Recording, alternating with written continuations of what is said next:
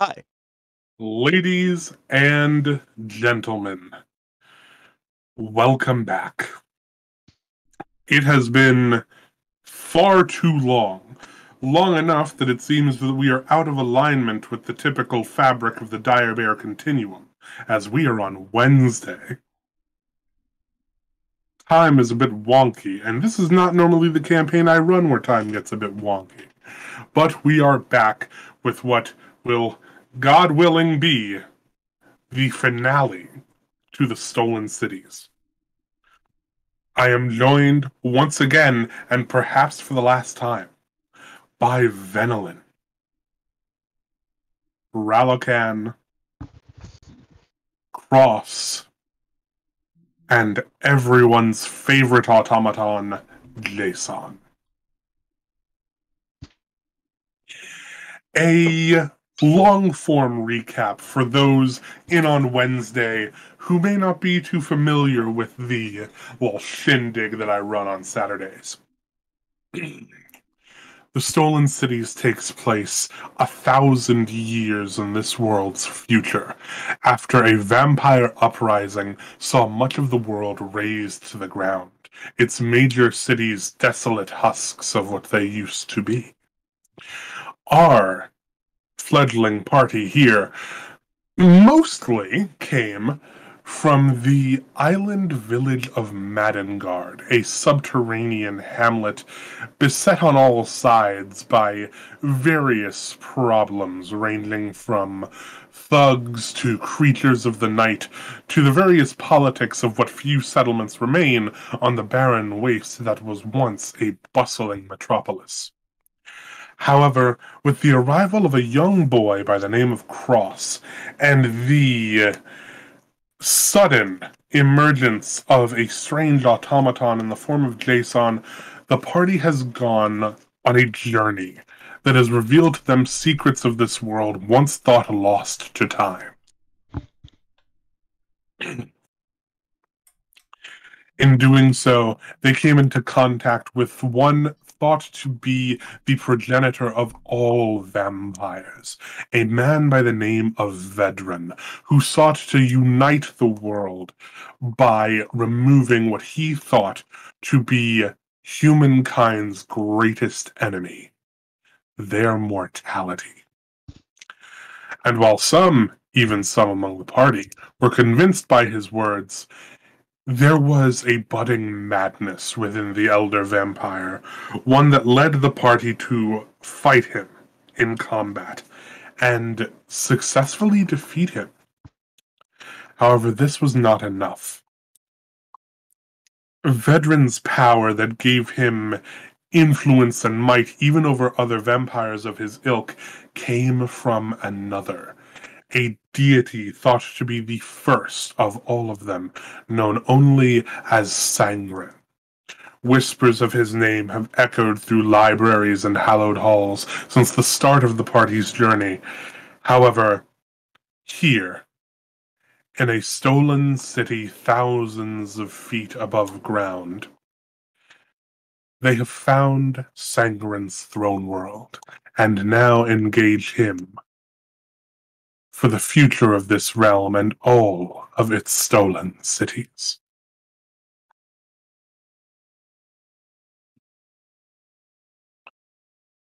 Given that I lost the sticky note with our turn order on, I'm going to ask everybody to roll initiative. God damn it. Alrighty.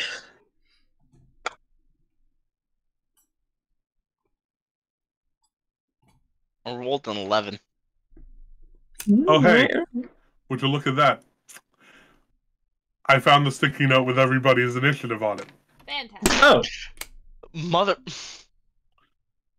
Don't worry, Spaz, you're still at the bottom. Where I belong. No, you're just a bottom.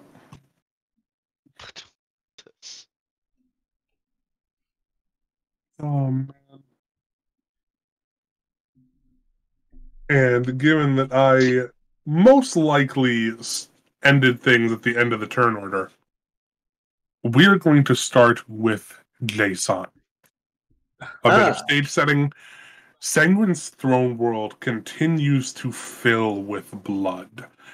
As it does so, you can see that it is having a profound effect on your more fleshy comrades.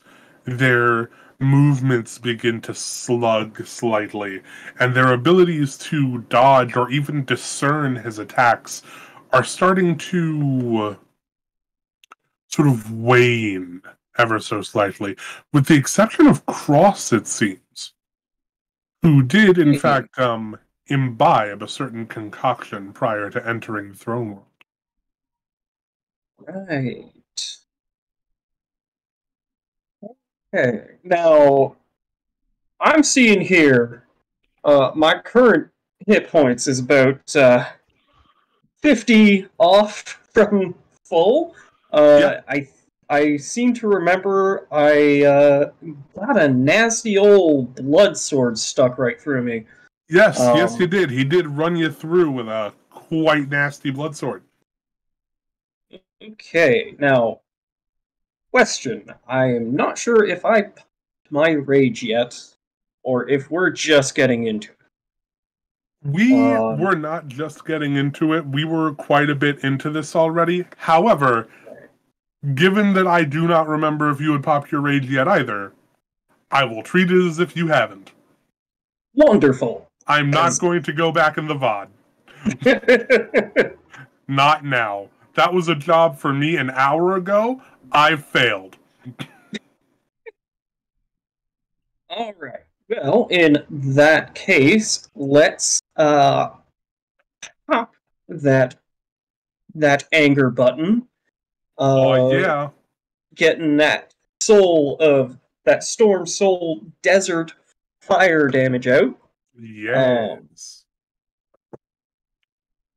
Which I think is just like, I forget how much that is. It's really not a lot of fire damage. But you know what? It's fire damage. Yeah, four fire damage. And every little bit helps. Yes, it does. We are fighting a fucking god. Yeah, it's not gonna be easy. But I got two I got two hand axes, bit of silver in them, and let's get hacking away. Yes. So let's see. That's an 18. And an 18 is unfortunately not going to strike him. Dang.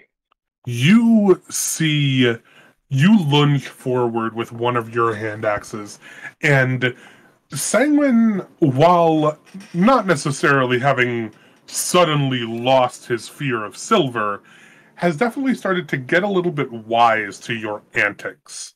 And you see him project this swath of blood that starts to harden the moment it leaves the surface of the battlefield.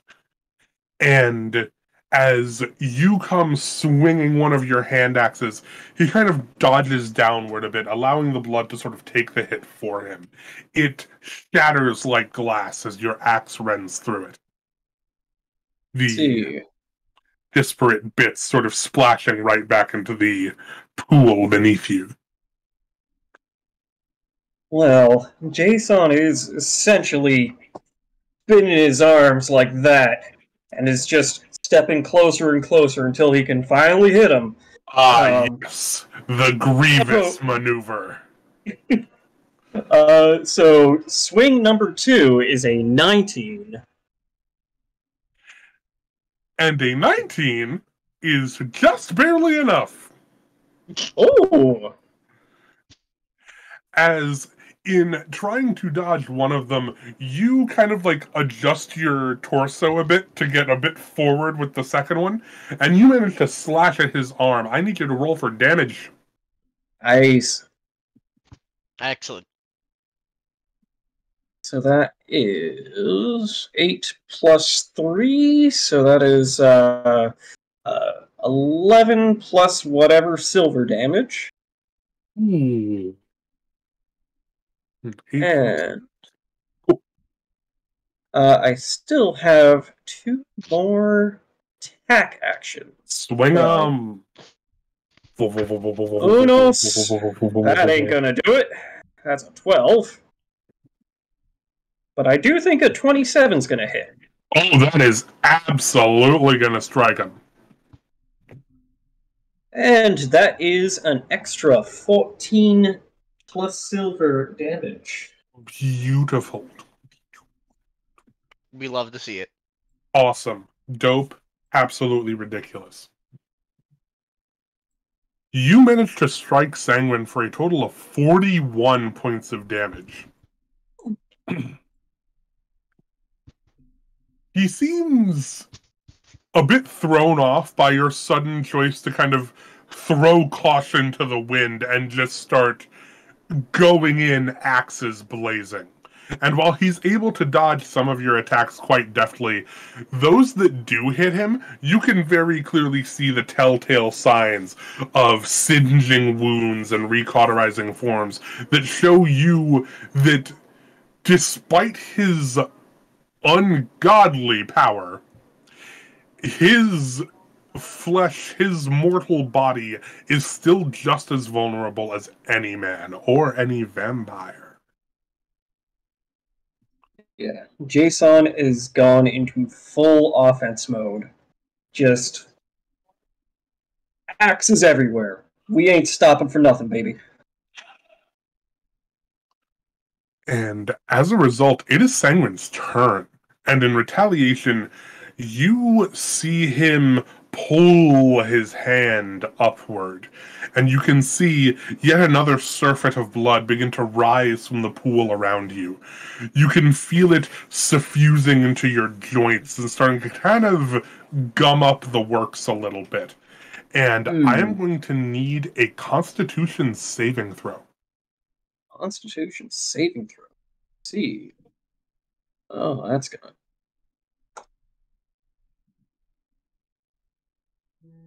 That's a 17. That is unfortunately a fail. Oh, no. damn. That's not good. You suddenly feel this blood kind of get itself into all of those joints and nooks and crannies that help your body continue moving. And almost immediately afterwards, as he's sure that the blood is suffused throughout your body, he suddenly lets out an exhalation of breath. You can feel a chill wind suffusing from him as all of that blood begins to chill and then oxidize.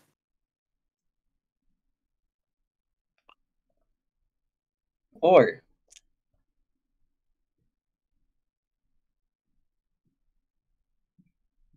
Oh no. What was that?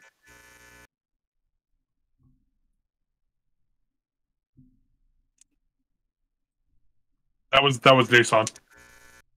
That's Jason after taking these 23 points of damage. Oh, boy. Okay. And your speed is currently 0. Good. Oh, that's amazing. You cannot move. At the start of your turn, you will be able to make a strength save to kind of like break out. Okay. And with that, where did the stick it go? There it is.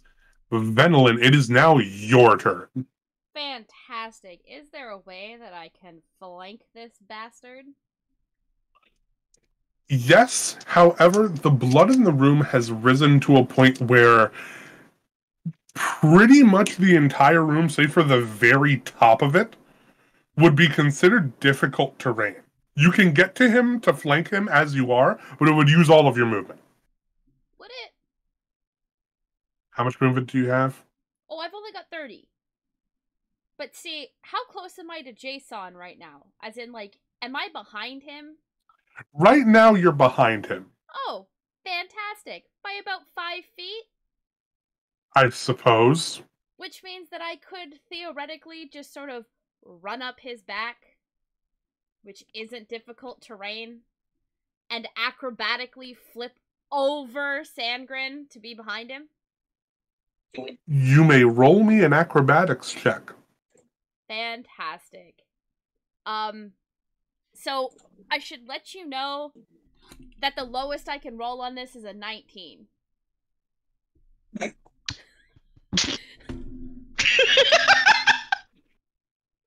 Because reliable talent. Okay. His face. It's a 19. No. I rolled less than 10, so it is 19. Mm. You know, you remind me of the last time somebody played a rogue in one of my games. It was my sister. She was playing a rogue bard, and she physically could not roll less than a 26 on stealth.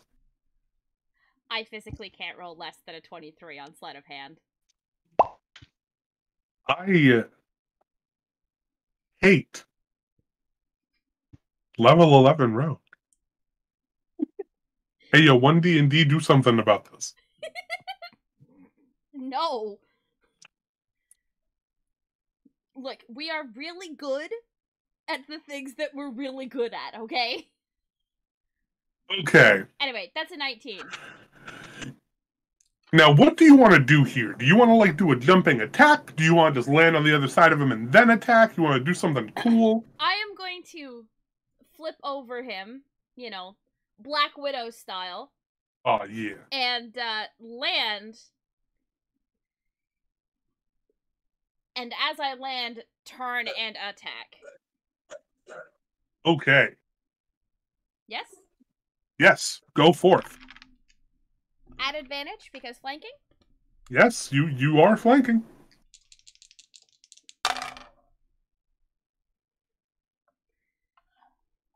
I want you to know we were very close to the first house crit of the night. Huh? I had a 19 and a 17. So, the 19 gives me a 28 to hit. That's it. Fantastic. 2. Yep. 4. I gotta run for 2 seconds 6. for food. That's okay, I gotta grab dice.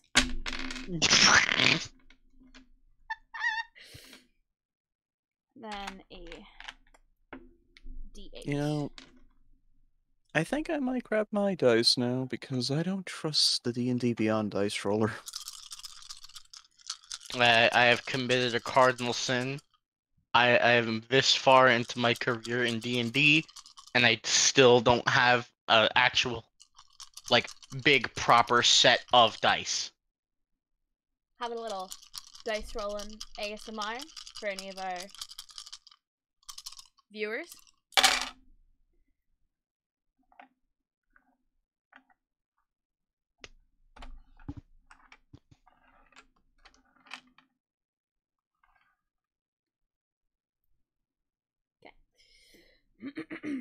I'll wait for Alex to get back. Uh-huh.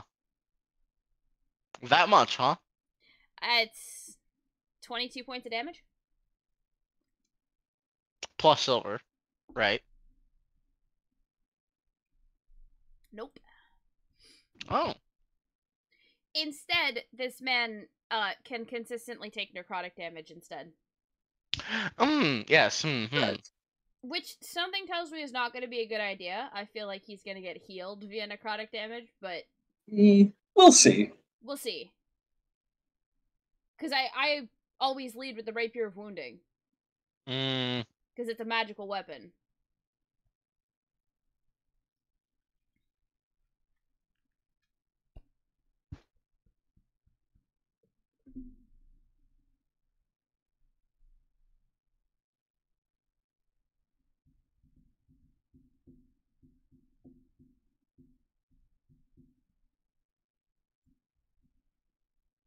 This is the problem when the DM walks away. So, while the DM's not here, I have a plan. Does anyone want to hear my plan? Well, Yes. yes. Absolutely. Okay, so Jason's chest is pretty much like a furnace, right? Mm-hmm. Mm-hmm. Are we gonna Hansel and Gretel this motherfucker? Why don't we just Hansel and Gretel the guy? Okay, Let's do it. I like it. I'm Let's down fucking for it. go. I am 100% down for it. I am a Explain to me furnace, the logistics and of I this. have a big ol' sphere of molten silver inside me. True. I guess my only concern is that if he goes incorporeal, that might prove to be a problem. Oh, absolutely. Yeah, you're right. But the damage to him may be enough that he can't actually concentrate enough to go incorporeal. Or worse, he starts turning incorporeal inside of a ball of molten silver. Which is also bad.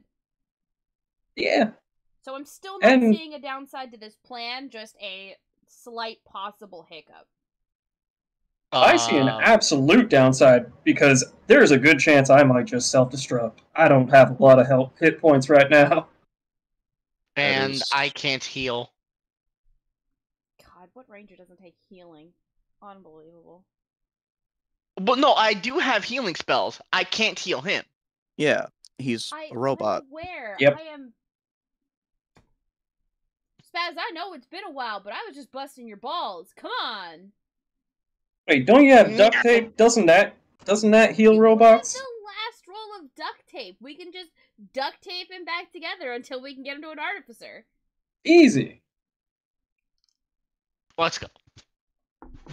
Why don't I'll we construct the Ultima weapon out of duct tape? Shut. So I feel like we might need a few more things than just duct tape. Because MacGyver was good, but he always had at least like 3 things. WD-40 and some chewing gum. There you go. We can make a bomb with that. A can of WD-40, some chewing gum, and duct tape. We can make a bomb. I am not supporting this officially. This is in the game.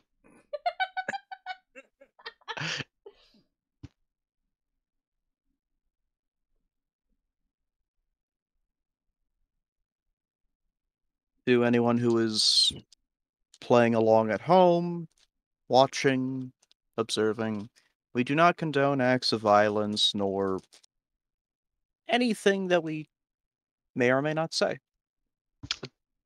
In other words, don't be a dick. Why not just come back to a disclaimer on not condoning acts of violence? Yes. Don't worry about it. Don't worry about it. But as the DM, I am worried. Don't worry about it. I do a concern. It'll be fine. It's fine. It doesn't It's sound fine. It's fine. Everything's fine. It's super good. Oh my lord, you sons of... That's 22 points of damage with a magical weapon, Alex. Wonderful. Amazing. And, Beautiful. He has a magical wound. Ah, yes, you have a wounding rapier. Remind me, because I can't remember it. It's been a while since we've played. Does him taking necrotic damage heal him?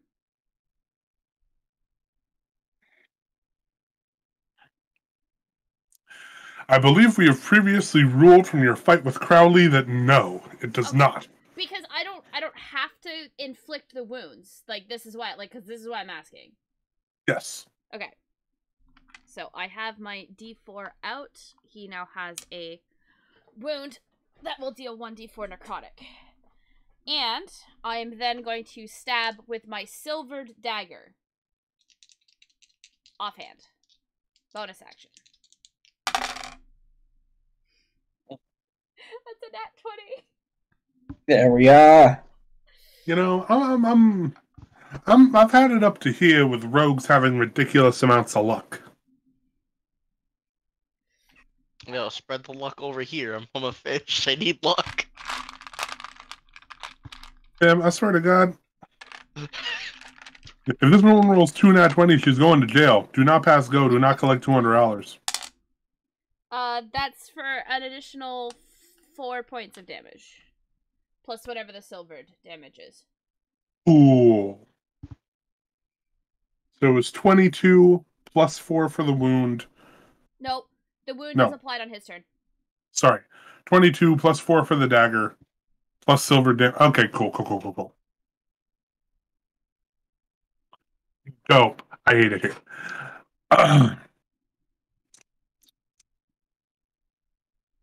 You manage to get behind him, and before he can turn around to sort of like do the same thing he did with Jason and project a barrier, you manage to get in a series of what? I heard you say a series of, and then you cut off. My phone rang. People decide to interrupt me.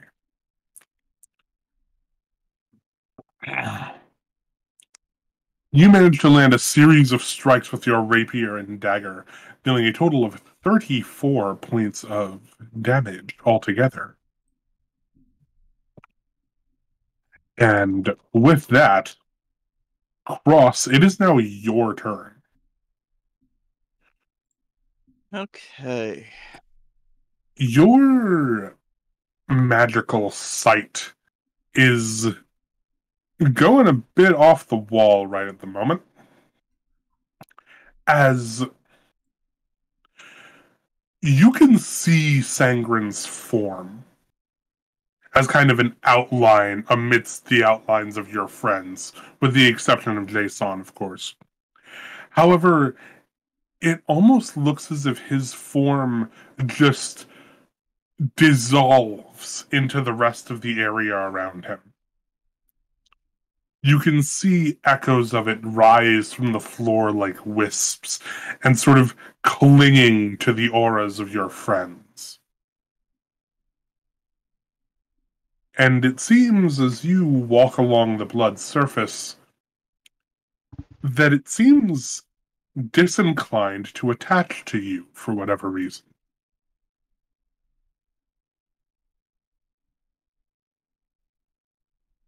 Alex, Yes? I would actually like to take a look around the room and see where Sangren is actually standing. Sangren is standing in the pool of blood. No. I'm not talking about the thing that we're fighting. I'm talking about where the real him is. That's a bit less of the thing. The figure that you can see has a mortal form. It is capable of being hit. It is capable of being damaged, as evidenced by Jason and Venolin's abilities to damage it. However, it feels as though all of this blood slowly rising around the room, from your perspective, it almost looks as though it is an extension of him. Like it is just as part of him as his eyes or his arm or his hand.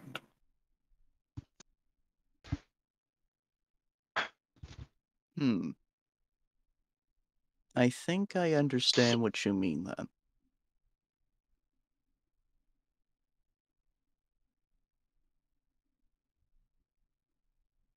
What was the floor made of before it got covered in blood?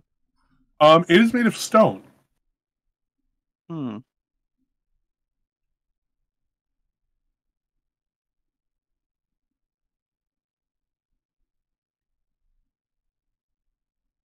Okay. Being that you are a monk, you are the only member of the party for whom but trudging through this pool of blood will not be a problem because you don't have to. I would like to use the power of my astral arms to try and puncture the floor.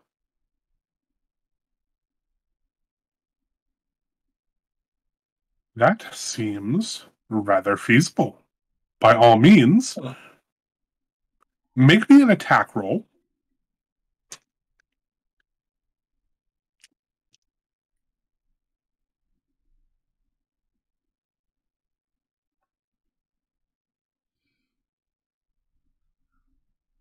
That is 18 plus 8. 26. Beautiful. You get 2 attacks per turn, right? Not counting your bonus action.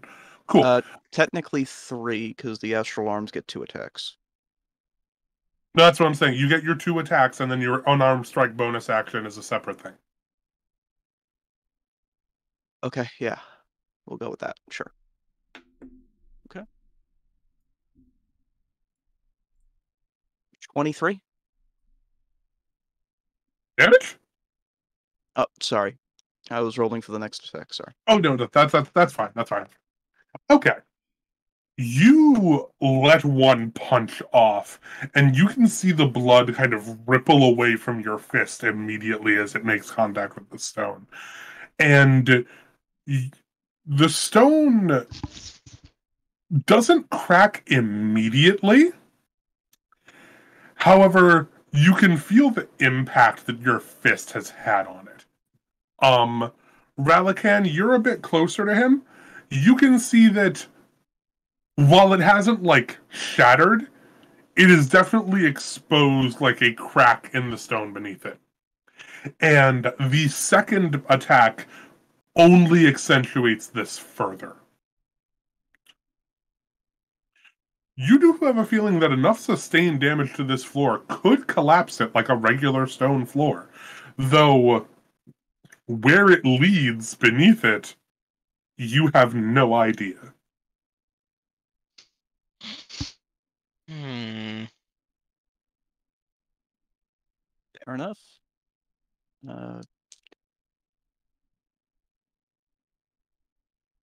Would you like me to roll damage? I don't think that's going to be necessary for the floor, now that I think about it, but you do still have your bonus attack if you want to do that. Actually, I have a better idea for my extra bonus attack. Cool. I'm going to punch Sangrid in the chest.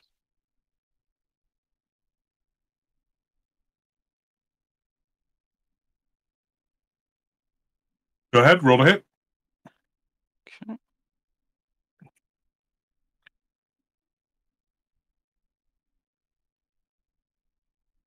$22 to hit. That hits. Now you can roll damage. Okay.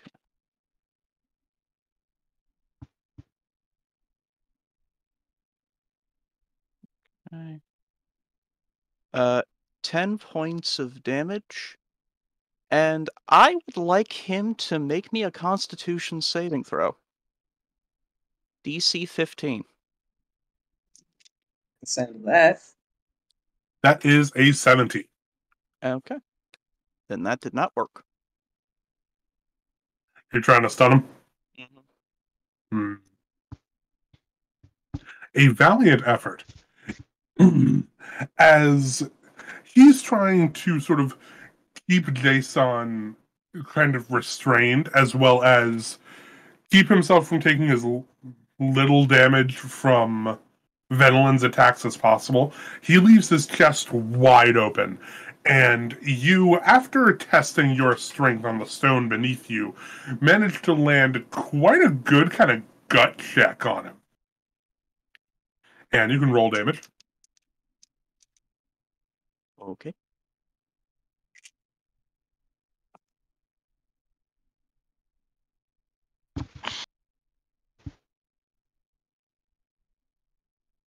That is 8 plus 4. 12 points of damage. Beautiful.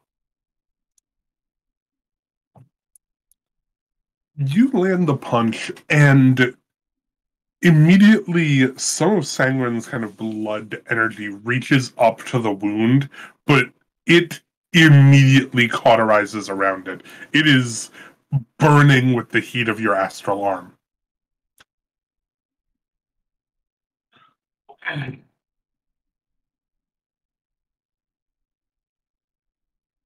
What the nature of this blood is, you're not entirely sure. It feels as though everything in this room is in some way a part of him. What that means going forward, insofar as what will happen when his body is no longer viable, remains to be seen.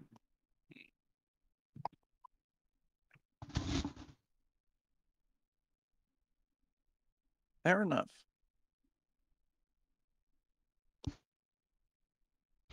With that, Ralakan, it is your turn.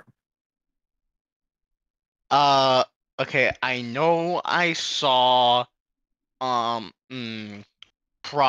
banging at the floor, to try to crack it. Can I see if it is still structurally sound, or will one more thwack at it break it in twain? It still looks structurally sound enough to support your weight or something like that. However, you're pretty sure a sufficiently strong attack, be it from a blow, be it from an explosion, be it from something else, could be significant enough to collapse the floor entirely. Okay. I don't have the ability to do that right now.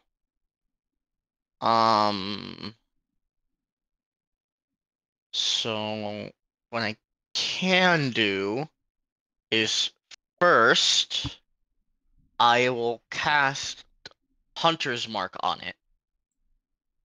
him Okay. as my bonus action. And I'm only allowed one bonus action in combat, right? It's been a minute. Yes. Okay. So first things first, what I want to do is I'm gonna take a pot shot at him with the vicious longbow. Absolutely. That is a dirty 20 to hit. Go for it. Roll damage. All right. So times like this, I wish I had Savage Attacker.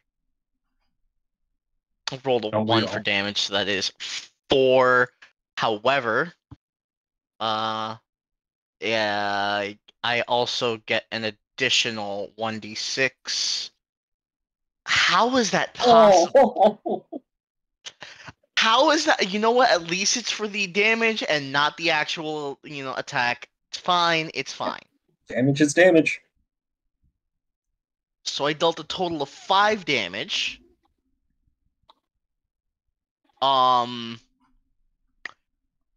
Where is the thing that I understand as Sangren in relations to where Cross was punching the floor? Okay. Cross was relatively near to you when you started punching the floor. You were about 30 feet from Sangren. You're kind of at the far end of the room. Sangren is closer to the middle. Okay.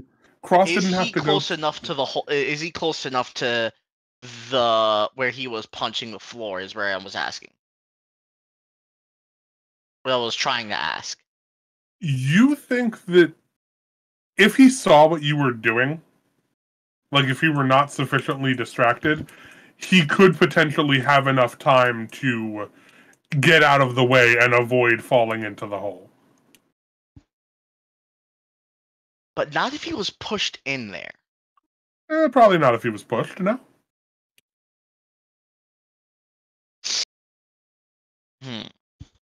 Okay. I'm having one of my ideas again.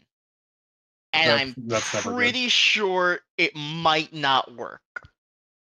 I'm going to run it by Jason first. Do just it. to make sure. You want me to do it no holds barred? We'll do it live. We're already doing it live. We're doing it live. All right, let's go. So I'm gonna get some height off first. Okay. And I'm going to use the. I'm going to glide down into him, knocking him and Jason to where Cross was hitting the hole.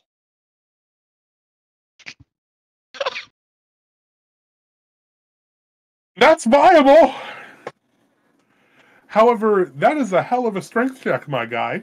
As you would be trying to, even if you were to just absolutely yeet yourself like a ragdoll, that's still the heaviest member of the party and By a lot. Sangren. So, if you want to roll a strength check for that, be my guest. Hell, if Jason, see, if you can let Jason know what you're doing, then he can help.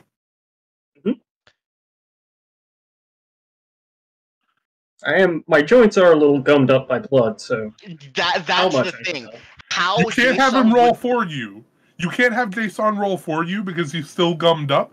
But him knowing what you're doing and thus not resisting when you do it will at the very least give you advantage on the roll.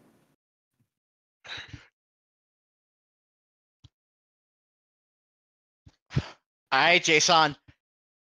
Give him a hug. understood.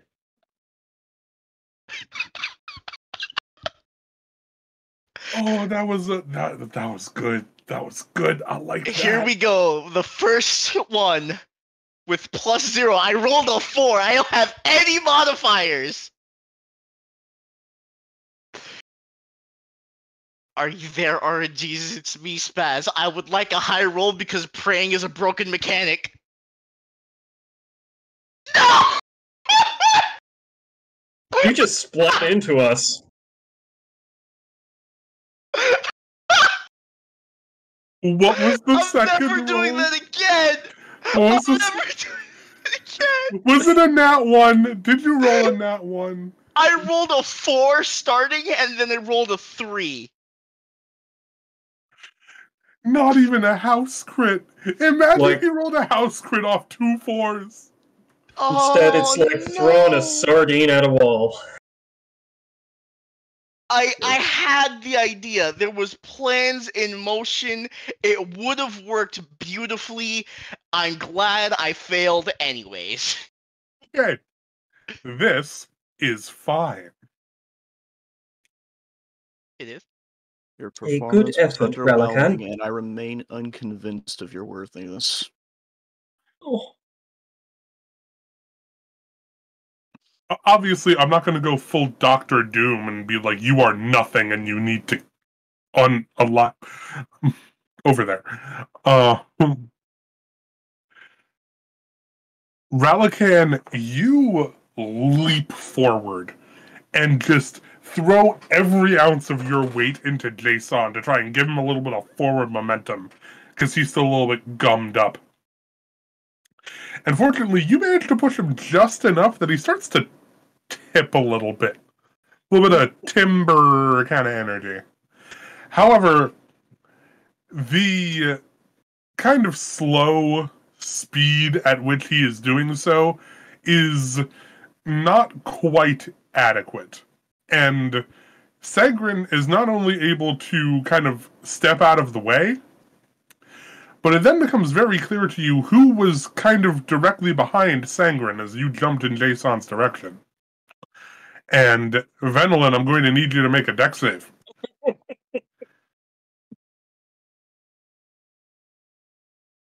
She's proficient in those, right? you good? And the pattern continues of that He's in difficult Yeah. terrain. she gets up and walks away and then comes back into the middle of a very bad idea. Yep, because of course I do. Ability check. Sorry, it has been a while. Hold on. You are 100% valid.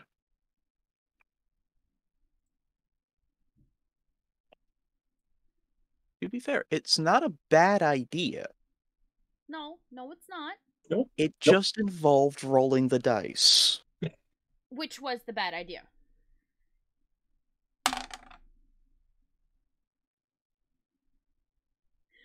That is a 25 on that dex save.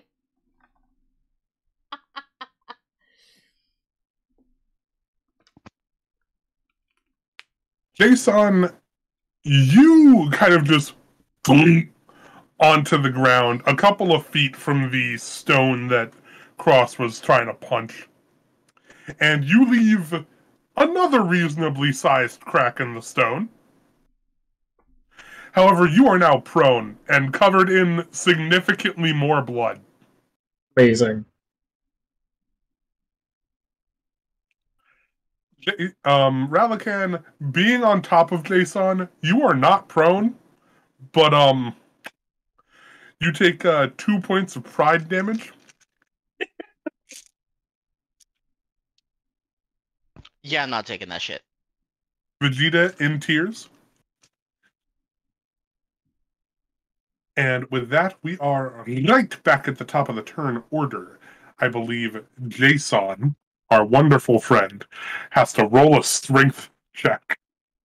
Okay. Let's, well, since I am technically raging, I do have advantage on that. Let's go!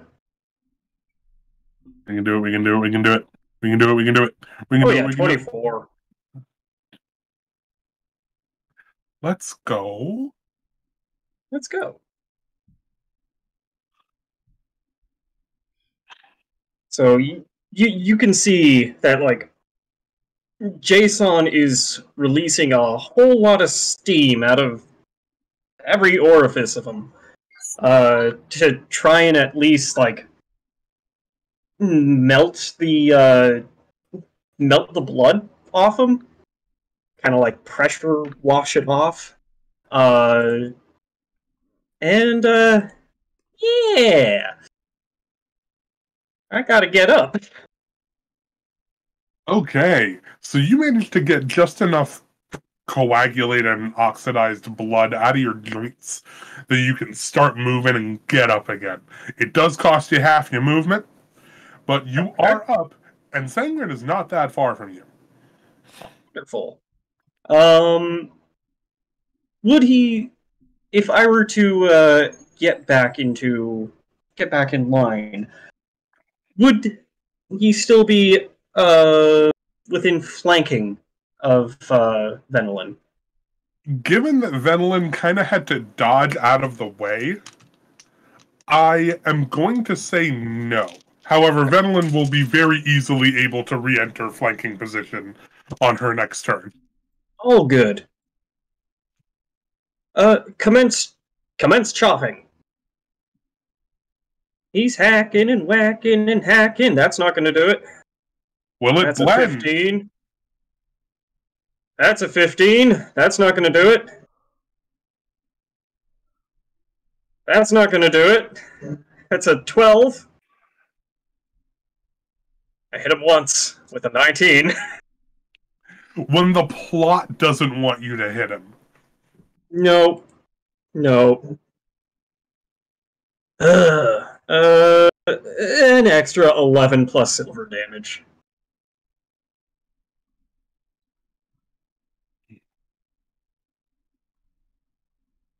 Sangren is ridiculously fast. As the blood continues to rise throughout this chamber, where the rest of your friends seem to be getting progressively more sluggish, he seems to be getting faster. You have a feeling he can move a lot more easily inside of this substance than he can on regular ground, to the point that he is very easily just going through everything until the point where he catches your blade in his hand. Oh boy. And you can see it burning at his palms as it deals 14 points of damage. However, it is at this point that he is going to use a legendary action. Oh, good. Just what I like. I'm going to need you to make me a strength saving throw. Okay.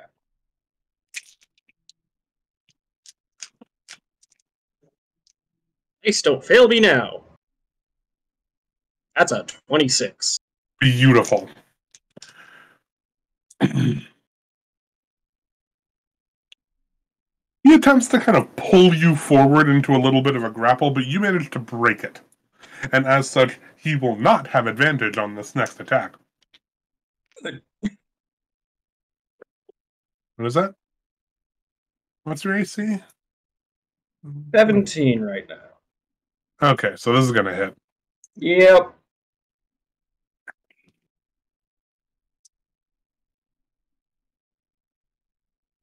His first strike kind of slashes at your abdomen and manages to deal 9 points of damage. Okay.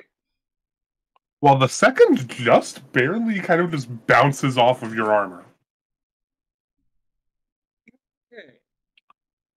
However, he is very clearly not happy. You have come into his house, messed up his floor, and made him get blood all over everything.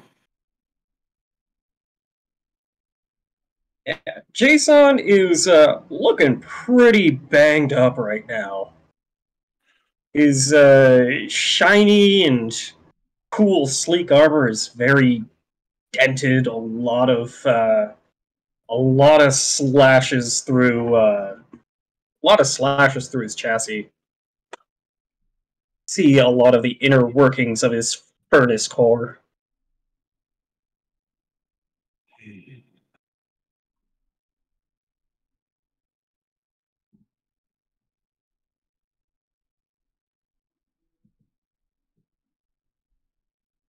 Your people thought such a simple instrument would serve to be my undoing.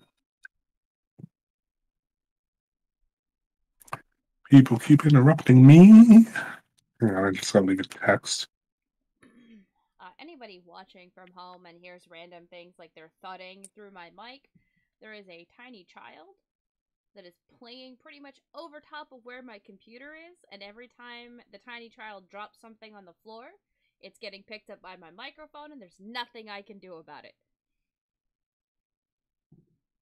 If it's any consolation, I don't hear it. Fantastic. I'm seeing my microphone light up on both Discord and OBS, so.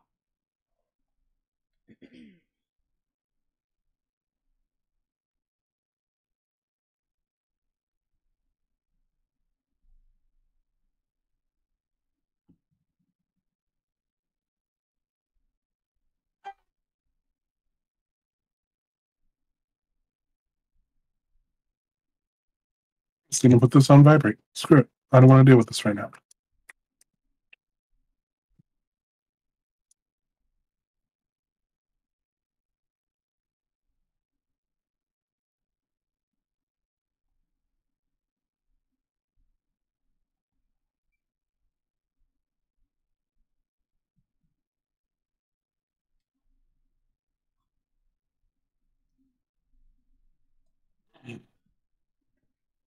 It is now his turn properly. And Wait, it wasn't his turn already? See, that was a legendary action. It was a legendary action. To grapple and then attack?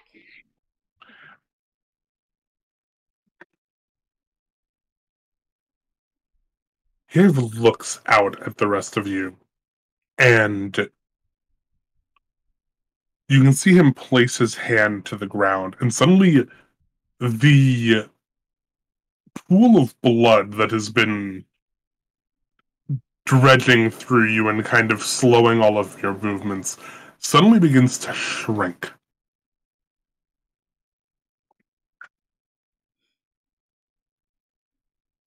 You can see him kind of close his eyes, and they start sort of fluttering as he begins channeling a large amount of energy into the pool as it begins to ebb away.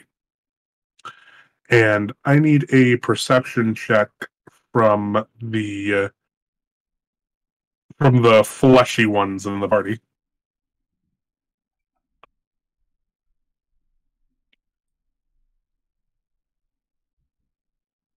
Are we in dim light? Wait, no. Hang on, never mind. Disregard. Can you use my passive perception? Yes. That is higher than when you rolled 16.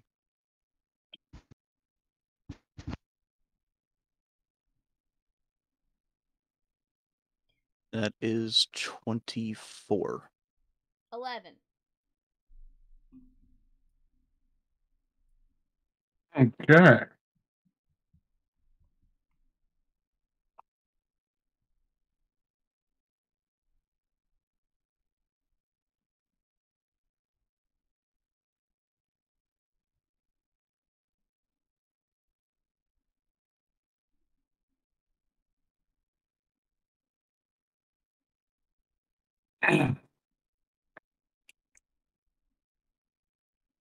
Ross, you can kind of feel the aura emanating from Sangren begin to rise, though you can't quite see how far it goes. Meanwhile, the two of you with functioning eyeballs can see a large sphere beginning to grow in the air above you guys. Venlin, this looks particularly ominous, because in the etching that you saw behind his little throne in the back of the room, you saw a very similar looking sphere alongside a set of dripping wings. Fucking yikes. Okay.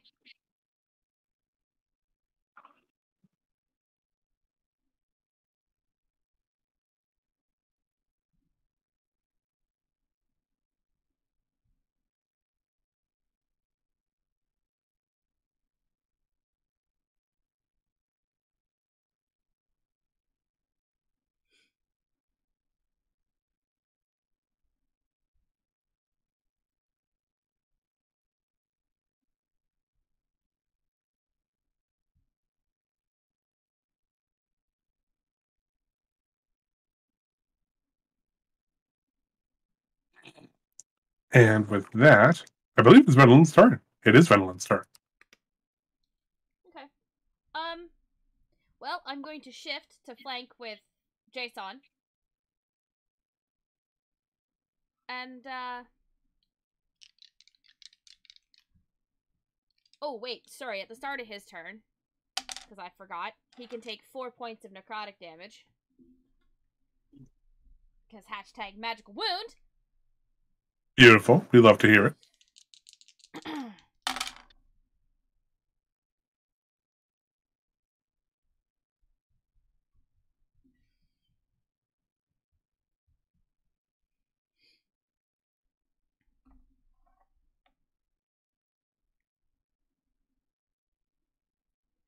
That'll be the first house crit of the night, by the way.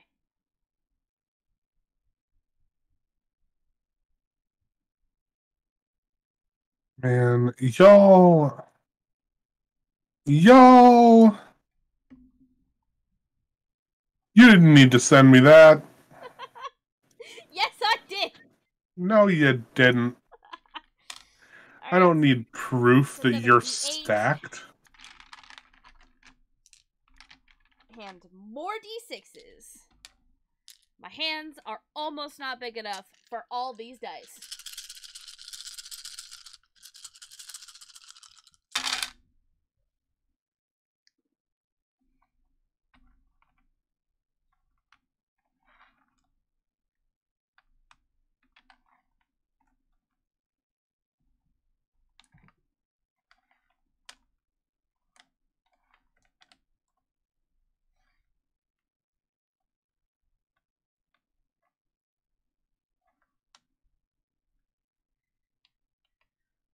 $41 and 12 is 53. Uh-huh. Plus 5 is 58 points of damage. And he can take a second magical wound.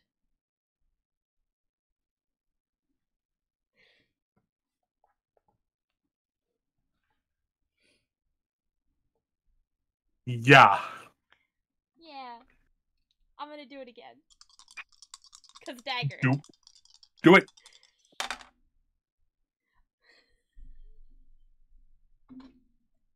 That one. If that's another one, I'm gonna need it. It's not a house crit, but it is a nat 20. Didn't I tell y'all this one was gonna go to jail? Do not pass go. Do not collect $200. I'm sorry. I'm not doing this on purpose. These are not weighted dice. No, it's fine. It's just.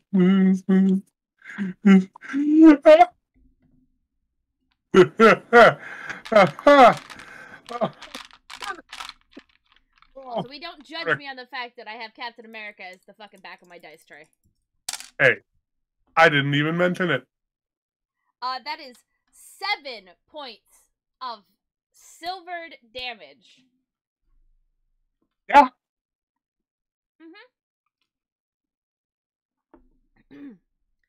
That's all.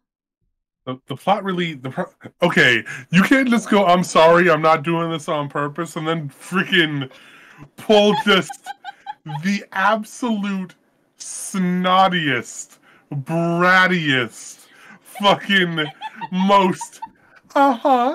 And this is just my starter Bugatti. Like my.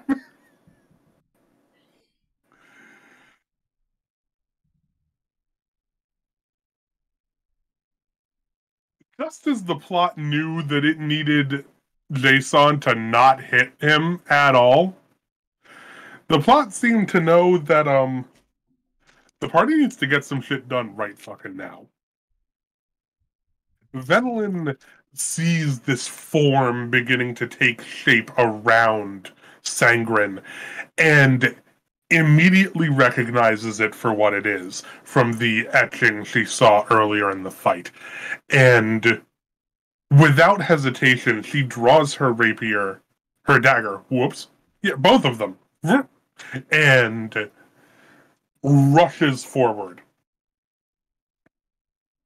Suddenly, Cross, you kind of like feel the shift in wind before you feel the thing itself come out of them. But you kind of like step a bit to the side as the tip of Venelin's rapier just comes bursting straight out of his chest.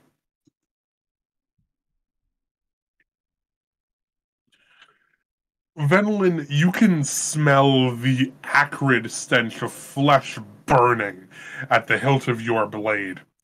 And you feel him get a grip on the other end of the blade with one hand, and you immediately take your free hand with the dagger and plunge it into his shoulder, kind of securing you in place.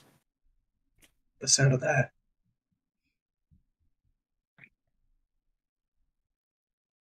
You hear him let loose this guttural yell of pain as you impale him from both these directions. And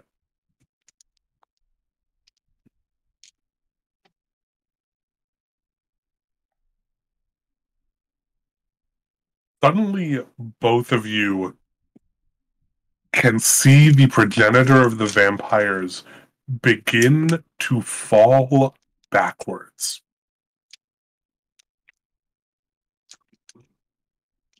Uh-oh. If I am technically firmly secured to him and he is falling backwards, is he not falling towards me? Yes. With the idea that he's gonna crash into me and we are gonna fall into the blood. It's a lot less the idea and a lot more that he can't stand. Did I kill him? You definitely dealt what could be considered a mortal wound.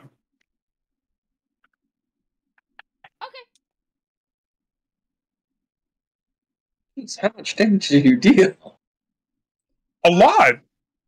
Good. I had 58 with my rapier and then an additional 7 with the silver dagger. And none of that is counting the bonus to damage it gets for being silvered. Hot damn.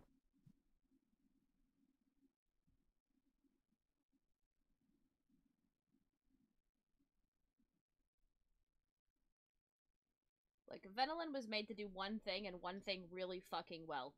And kill fucking vampires.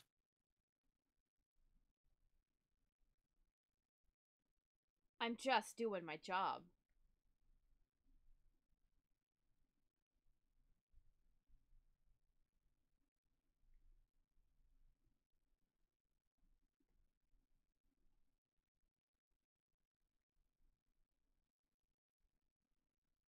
God, it's disturbing how good she is at this. What, the murdering of vampires? Yes. You let me do it. It's almost like she's a vampire hunter. Shut up. Her last name is Dawn Tar. She is not a Vampire Hunter D reference.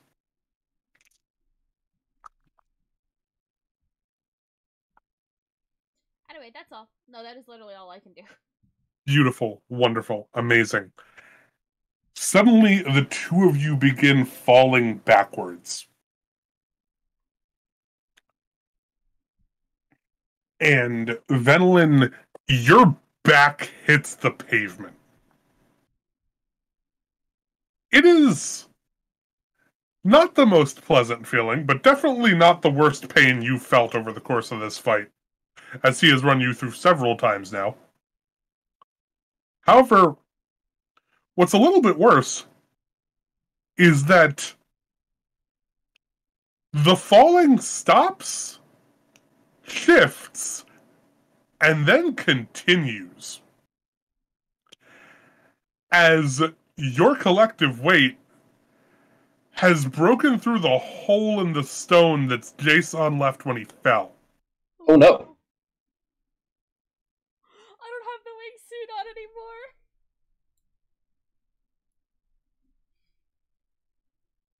And, Venelin, you've got dark vision, right? Yes, sir. You can't see how far down this goes. No. Uh-oh. It's just you, him, and the void. Void. Hell, this is his throne world. You don't know if this has a bottom.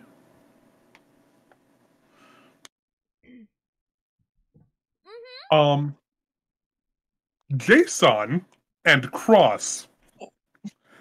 I'm gonna need deck saves from you two, as you two are closest to the hole part. Hey. Ralakan, you're a bit farther away.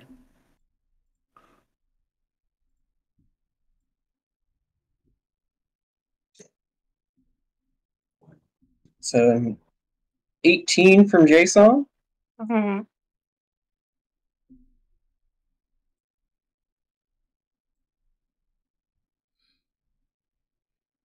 26.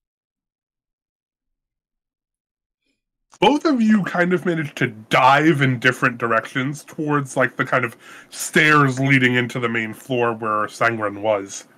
And both of you managed to avoid sliding into the hole as all of the stone making up the bottom layer of the floor begins to collapse.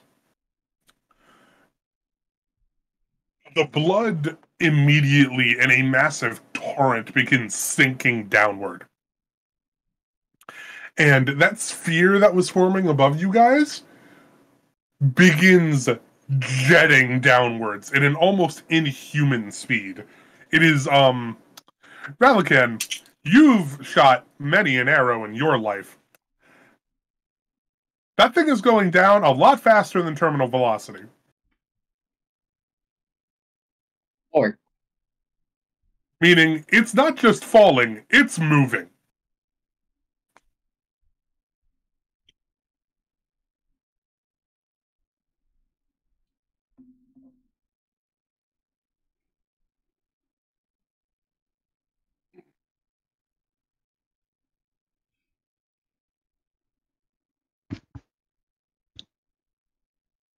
Well, shit.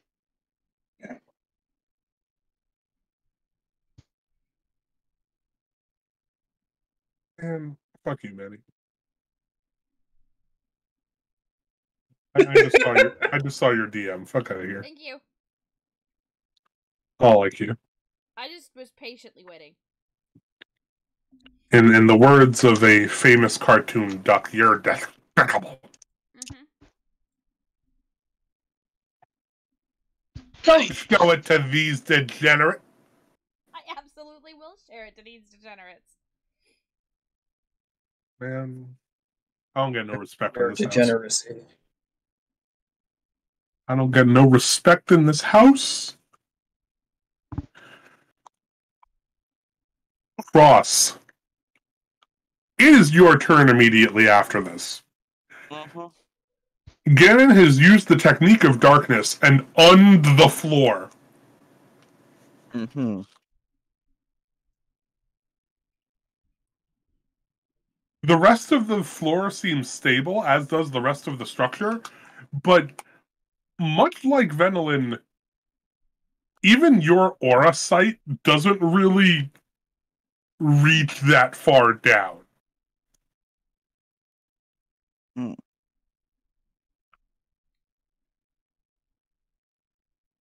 Right.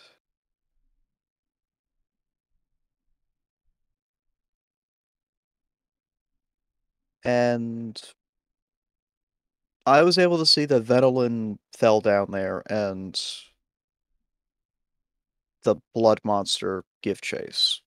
Yes. Okay.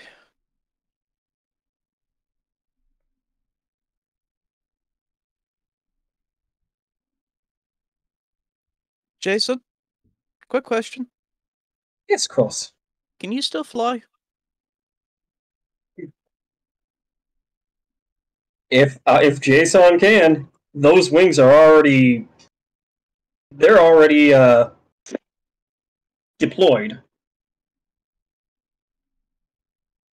Yes, Cross. Okay.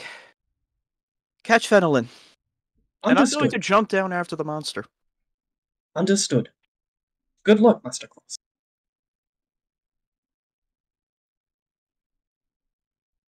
And if I can, I'm going to try and hit the monster with everything I can with my astral fists.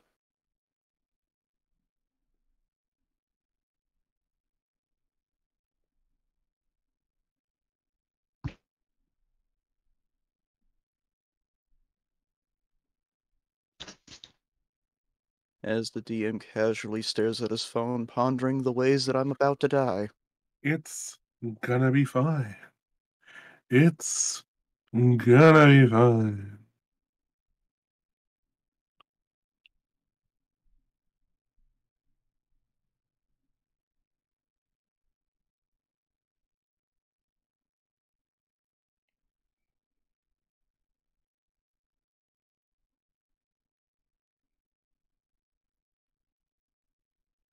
Okay.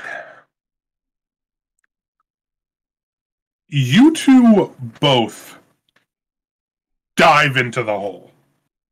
Well, Cross dives first, and actually, technically, it's Valakan's turn after that. So, Valakan, what do you want to do here? Are you going to try and, like, shoot an arrow, or are you going to try and jump down this hole? Yes. That doesn't sound like sense or physics. No, you described both actions that I was going to do. I'm going to jump down this hole and shoot an arrow. You know, I made a mistake letting you have glide speed.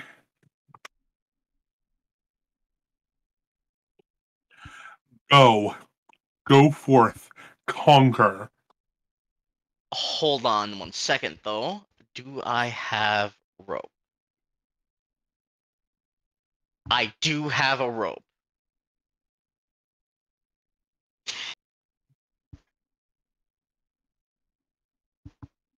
No, I'm not gonna have enough time.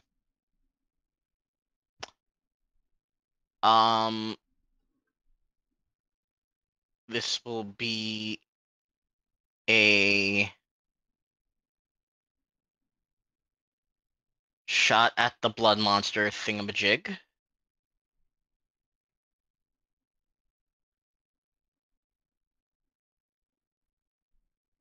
You said 18? 18, 1-8.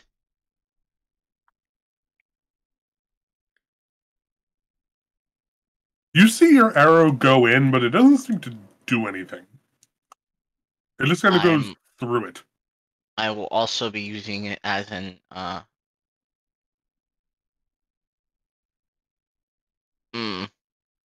that's fine.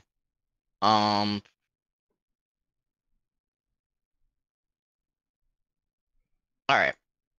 We're gonna do it again.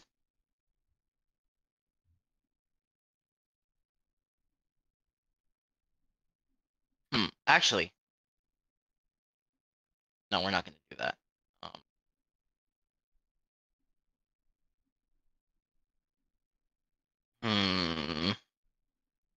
So tangibility doesn't work.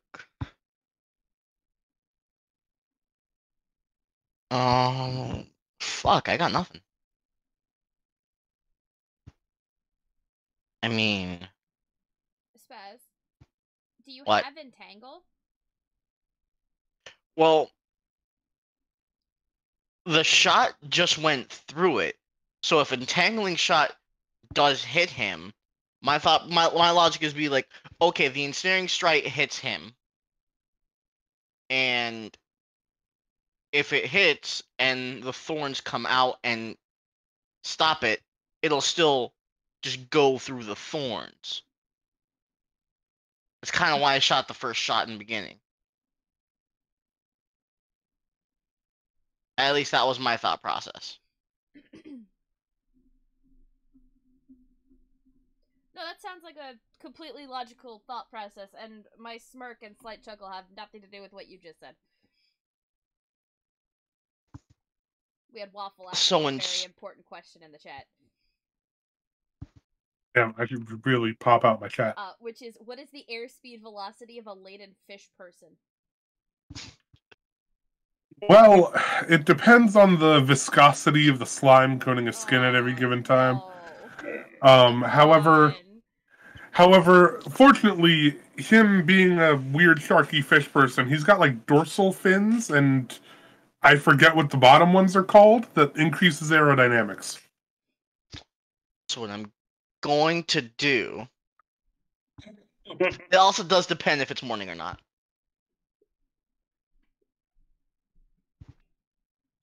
What I am going to do instead...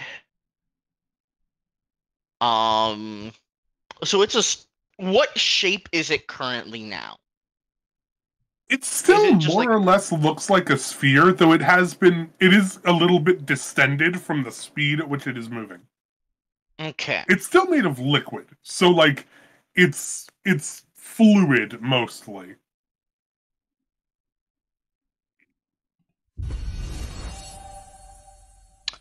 Little lesson in fluid dynamics.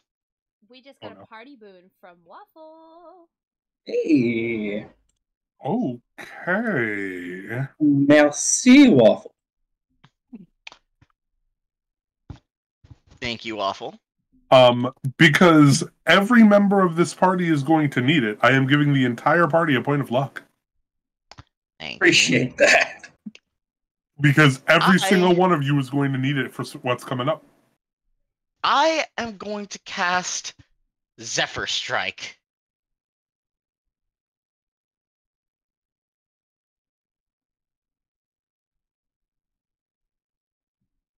In an attempt to dissipate the liquid blood monster thingamajig. And if there is a bottom, we beat it to there, have a chance to recuperate for like 2 seconds, and get the ambush on him, I guess. Not the drop, because we're dropping, and again...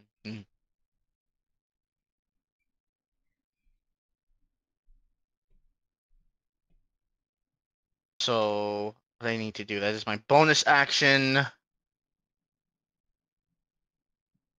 Once I can give myself advantage on 1 attack per turn. Alright. Shoot.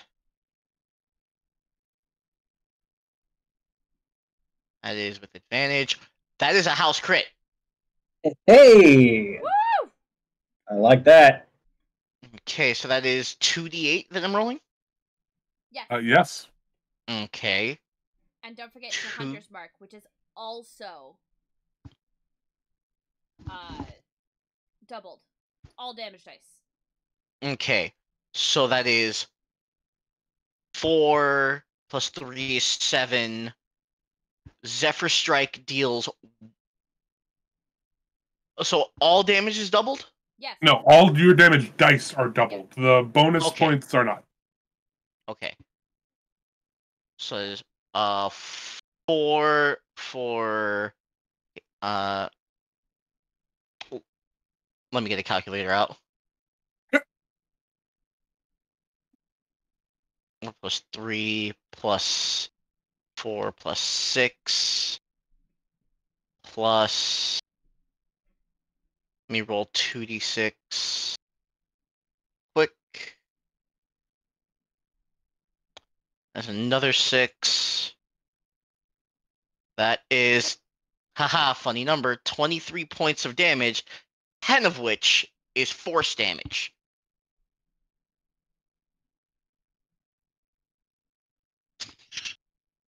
It's the funny number.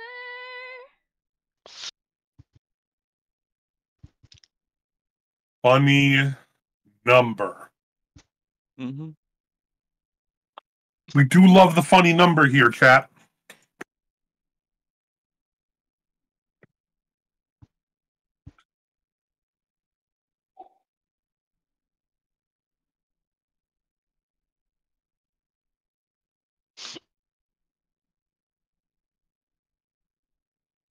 Let me just hit something up really quick. Looking at you. Looking at you.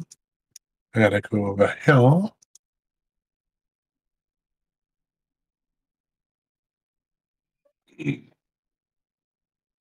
You managed to fire your arrow through. And the resulting force of the shot kind of causes the orb to not exactly dissipate, but definitely like shatter and break off into a bunch of smaller orbs. That all kind of like go in a bunch of different directions. Some of them are forced to slow down due to not having as much density now. Damn, he really did just give us a lesson in thermo and air freaking fluid dynamics. Damn it, freaking I son of a.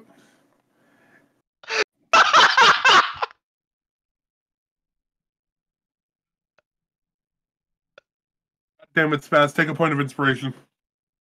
Amazing. Take a point of inspiration. It's a D10. Add it to whatever you want later. Shit. Like, at first I thought you were just speaking Spaz gibberish, as you are wont to do, but, like, then you actually did give us a lesson in fluid dynamics. And, well, I will be damned.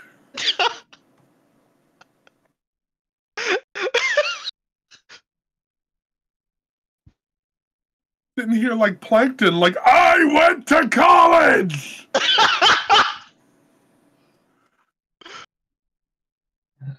I love it here. Me too. Oh my lord!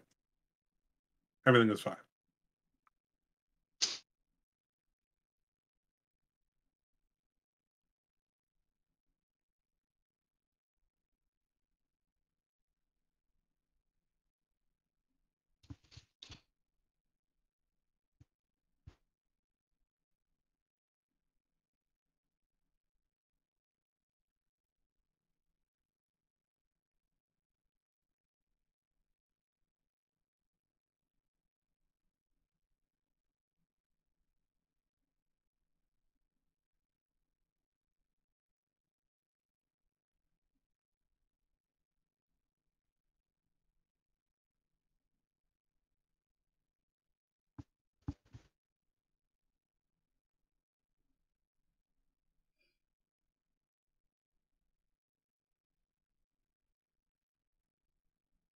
Okay.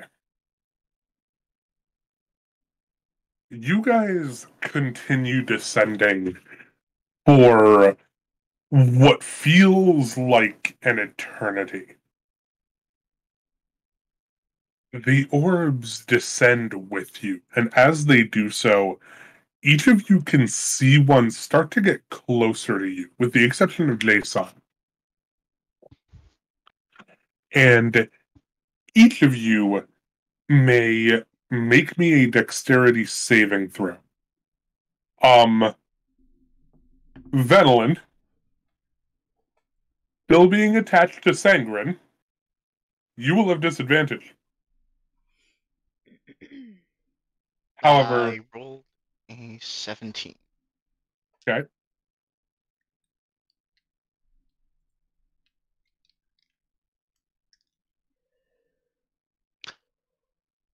I swear to God. 24.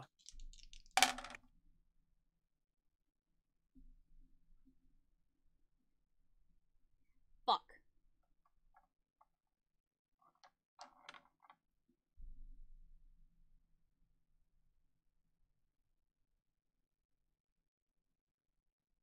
Is that a one, Maddie?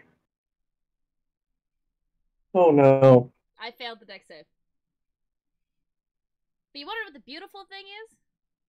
Even though I failed the deck save, I'm still only taking half damage!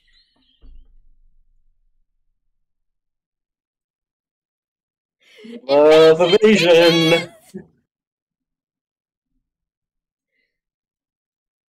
Ralakan, you rolled a 16, you said? Ralakan? Second? Your dex save, that was a 16, you said? 17.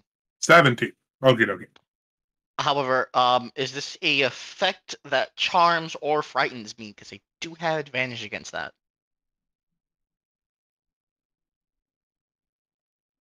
Not for a deck save. Yes, I do. No.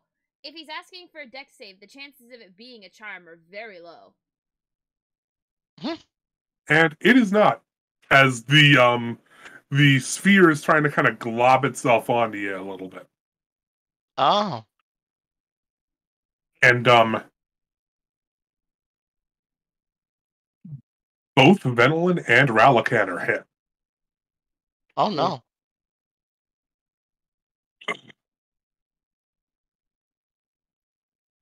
Venelin, you can see one of the larger spheres among the dozens scattered by Ralakan's arrow.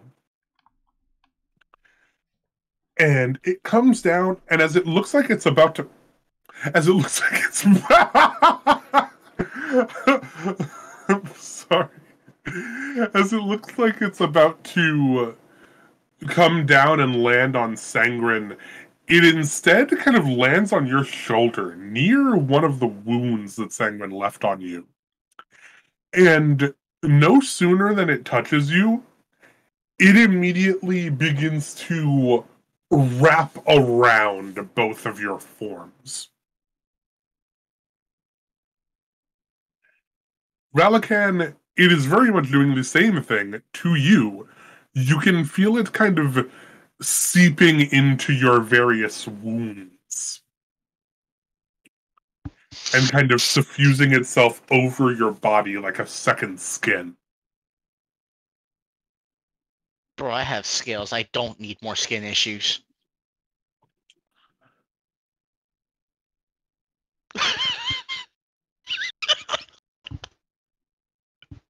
The true final boss. Extreme eczema. It's been my final boss for 28 years. Moving on. Damn, that's not good.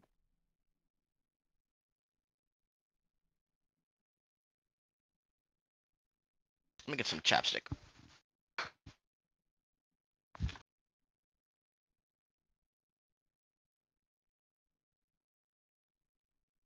Sounds like a move. Okay. So it's kind of wrapping itself around me, trying to slip its way in, sliding into my DMs, as it were. Please don't let it whir. Um.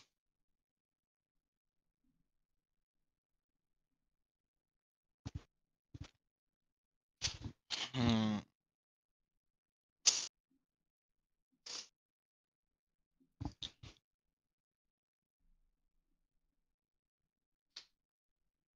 So the thing, or the tube that I'm gonna call it, that we're falling in, is it wide? Do I see the sides of it? It looks like you guys are inside of a massive stone tower. And while you cannot see the bottom, you can very vaguely see the sides. Okay.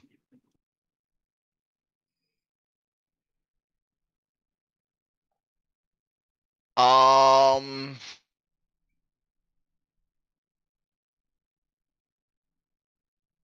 I guess what I'm gonna try to do to dodge the balls is slow my airspeed and just flap, as it were.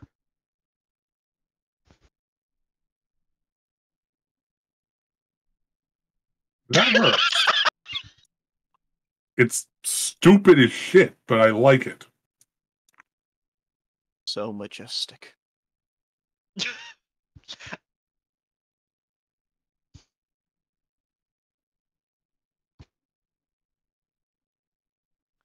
As long as it works, it's not stupid. I don't know if that's how that works.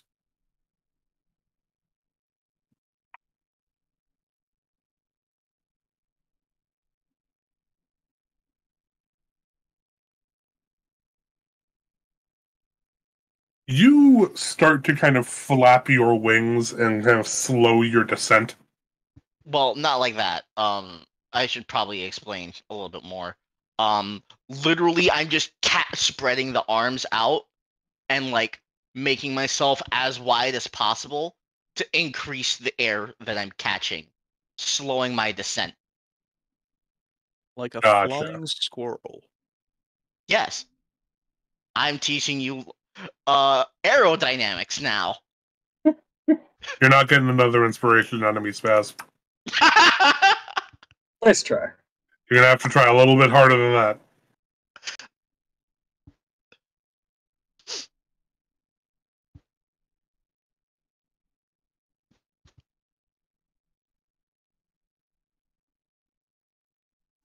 An attempt was made.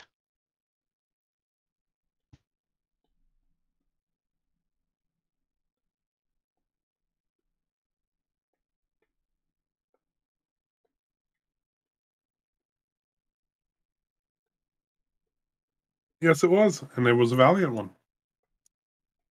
But it was fruitless. Fruitless! So, Your descent slows gradually. As you do so, most of the orbs kind of just like either go past you because they're too light or go past you because they're too heavy. And after you find yourself relatively in the clear, you start to get a sense of being comfortable enough to start diving again.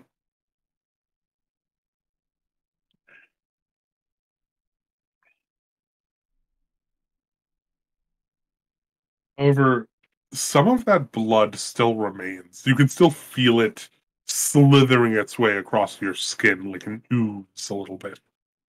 And I need both you and Venelin to roll me a d20.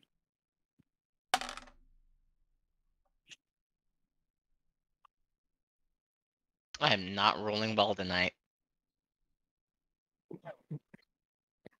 I rolled a 4. Both of you rolled a 4. Ooh. Does that count as a house crit? Let me stop.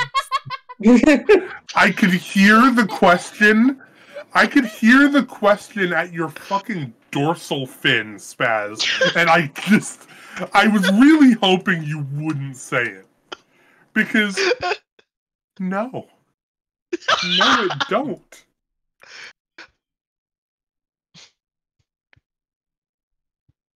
No, it does not.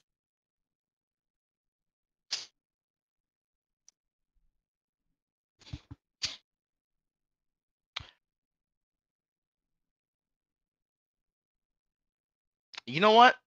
I'm gonna use that inspiration. You know what? That's valid. Go forth. Added. You gonna use the inspiration, or are you gonna use the point of luck? You know what? Point of luck. The point of luck is a re-roll, but you must use the new roll. Okay. The inspiration is a D10. I would rather use the luck, so I rolled an 11. Not like it did anything, honestly. Nope, that's a pass. Oh, but it was.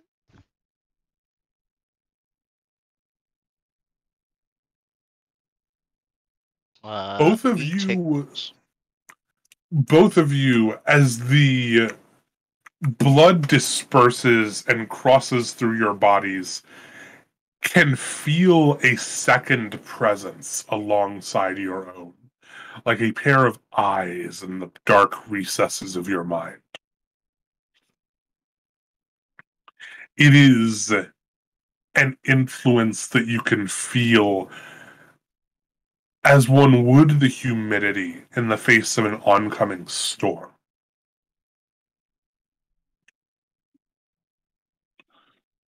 Like that.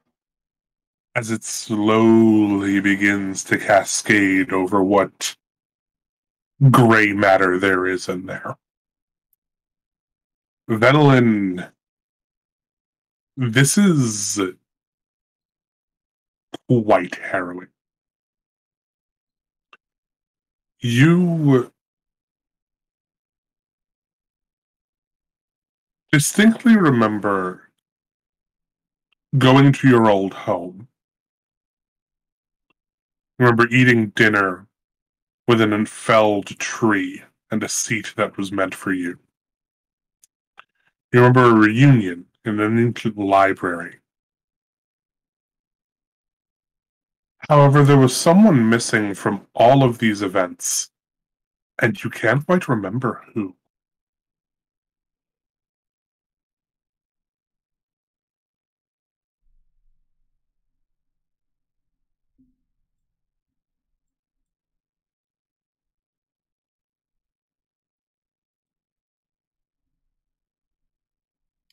Okay.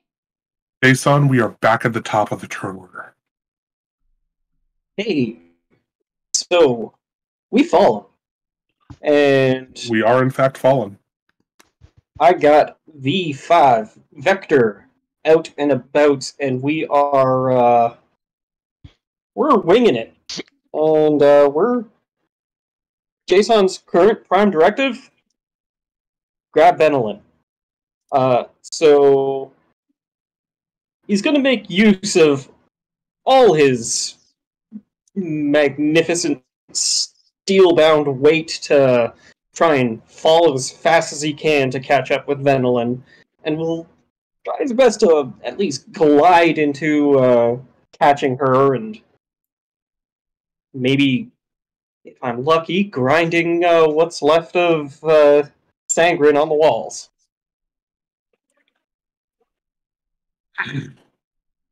Beautiful. You can make me a dexterity or acrobatics check, whichever is higher. Okay. They are both the same. However, since technically I still have rage, probably until the end of this turn, because I don't think I'm going to be attacking anything. Should have dex. I don't What was think that? so, actually. I'm just trying to remember if I have advantage on dex while I'm raging. I know on strength I do.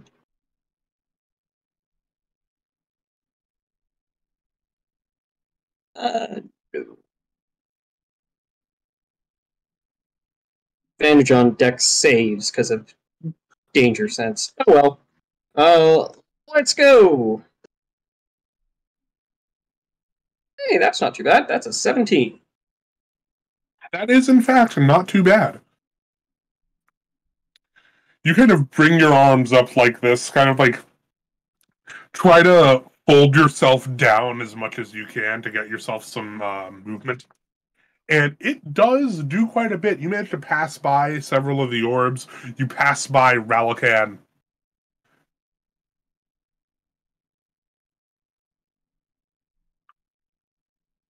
And you manage to get relatively close to where Venelin and Sangren are. They are still very much bound to one another, but it's not just the rapier and the dagger keeping them together anymore, as the blood sphere that managed to hit Venelin has very clearly wrapped around both of them. See. Cross, at this time, you can also make me a dex check or acrobatics, whichever is higher. Because I remember you said this was your goal as well. Well, my initial goal was actually to go headlong in punching the monster before Relikath Blew it up. blew it up. So, but I guess this works too. Lets me put a theory to work.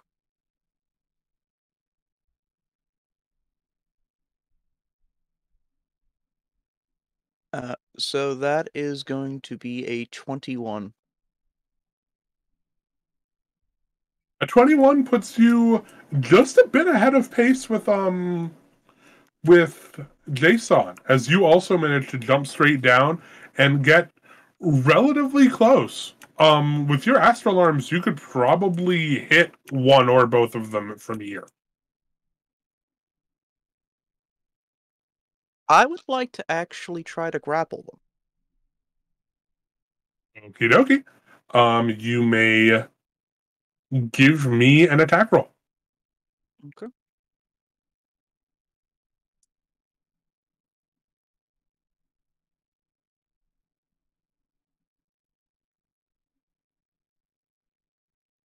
Mm.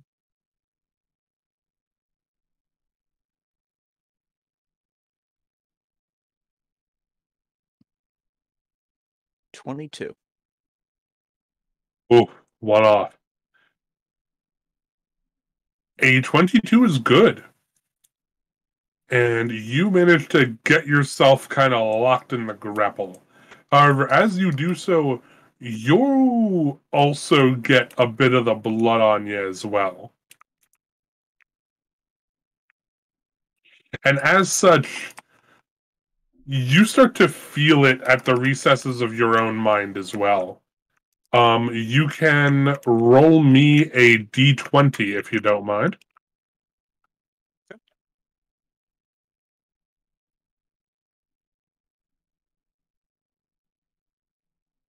So what happens on a 20? Tell me you rolled a nat 20. I rolled a nat 20. Let's fucking go. Beautiful.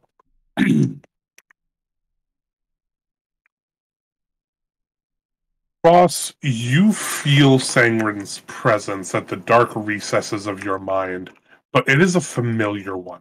It's not unlike the presence you felt while you were holding onto his ring for as long as you were. And you can feel what it is doing to Venelin.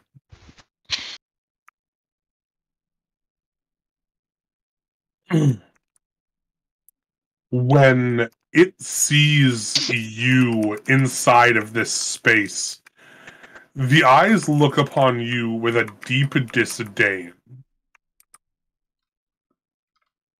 Just, you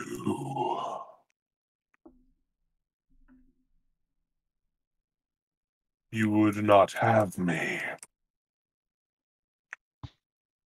Yet you would not allow me, your friend.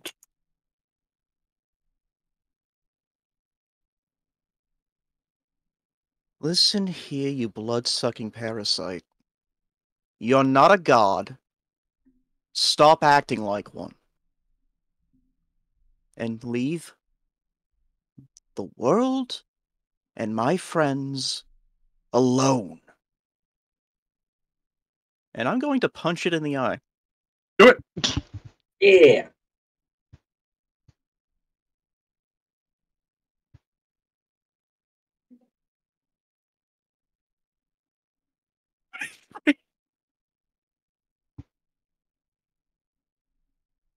No. You did not get the funny number to punch it in the eye. Please, no. Good. Good. I'm tired of the funny number. I'm tired of the funny number. I'm TBK. That's TPK. I'm tired of the fucking funny number. I'm so tired of the funny number. Why am I plagued in this way? Oh, Lord. Okay. With a burst of astral energy, you manage to land a hit with one of your astral arms directly in the eye of this presence at the back of your minds. And suddenly, dark gives way to a blinding veil of light as both of you, all three of you, in fact, are very suddenly ejected from this sort of mindscape. Nice. And it is at this point that all of you can start to see the bottom. Great.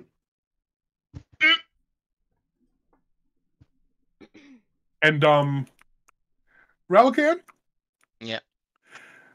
This is quite a bit of distance further than your gliding was made to take you. Uh-huh. Madeline, you do not have a wingsuit. And Cross, while slow falling is something you are more than capable of doing, slow fall's got a limit. I will need a dex save from each of you.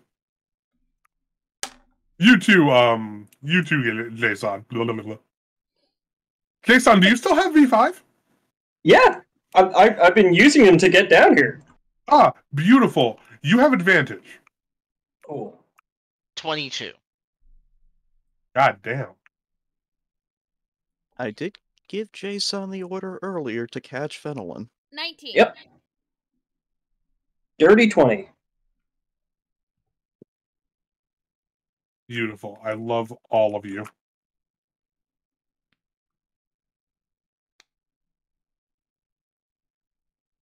That is also a dirty 20.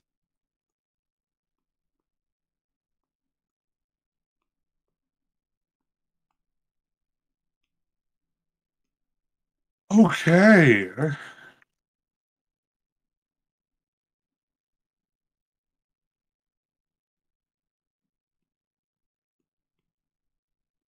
If Vanillin does appear to be in any sort of harm coming down, Jason will be gliding under her to. Hopefully catch her. What was your roll, Maddie? 19. Beautiful. Jason, despite her looking relatively good, you still decide that it's probably a good idea to catch her anyway, because she's still not in the best of conditions at the moment.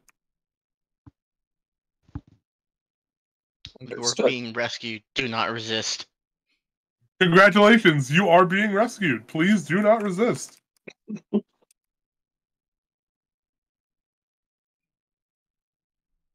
I love K2SO.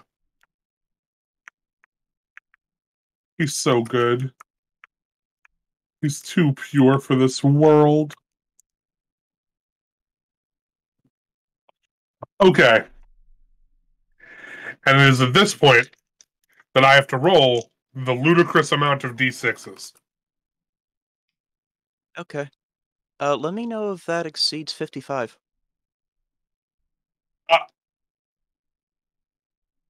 That's right. You are a level 11 monk.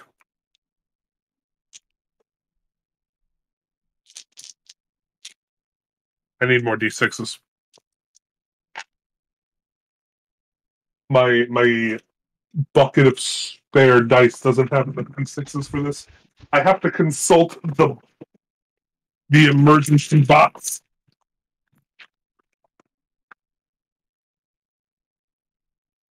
My man's really just has a Kaiba box of dice. You don't? I'm not in that tax bracket.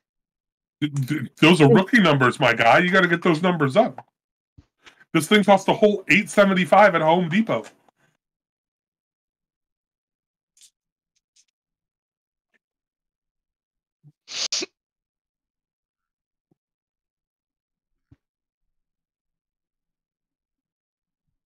Here we go. That seems like enough dice. That might actually be too many dice. It's 10. I took one extra die.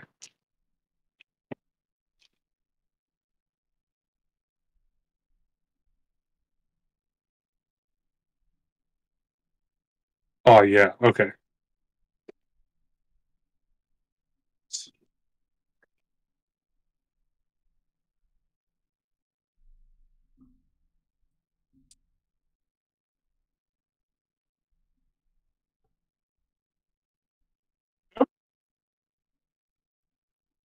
You take 1 point of damage.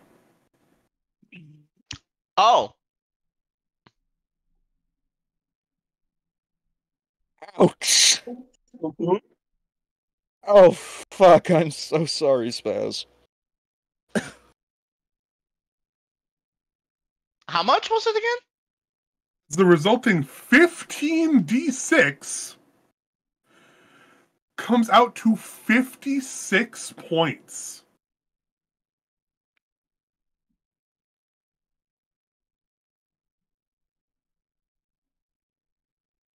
Which is just the only one who rolled less than 20. Yes. Everybody else takes half roll... damage. Okay. Fortunately, Maddie, you got saved. So, Jason and Ralakan take 28 points of damage. Hey.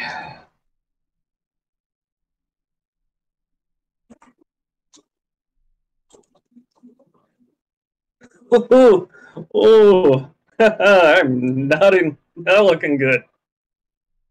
I'm going to go over to Jason, and this is the best time as any to break out that last roll of duct tape. The last roll of duct tape on Rem. Not on Rem. On whatever this world is called. And we're gonna try to patch him up as best we can. Roll the most scuffed medicine check in history.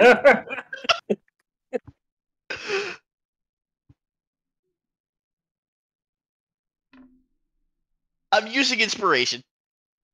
Oh my fucking god. Hell yeah. I rolled a 5. 6 is an 11. I am not hurting my friend. You know what? That's valid. I am not hurting my friend when I am trying to heal him.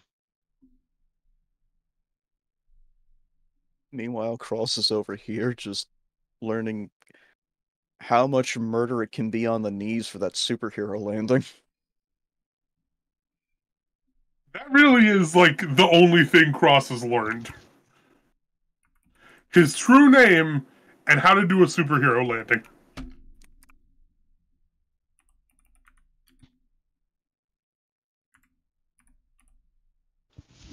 Oh my lord, I love all of you guys so much.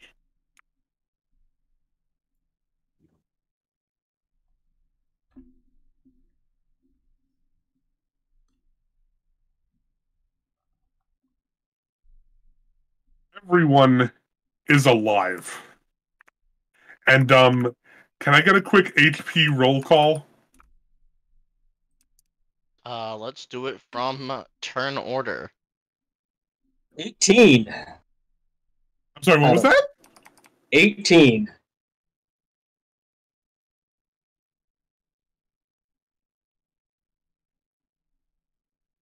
Oh!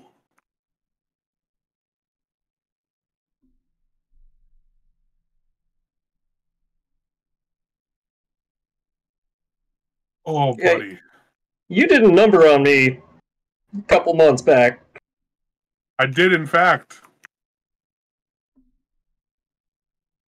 To the point that I kind of forgot how big of a number I did on you a couple months back.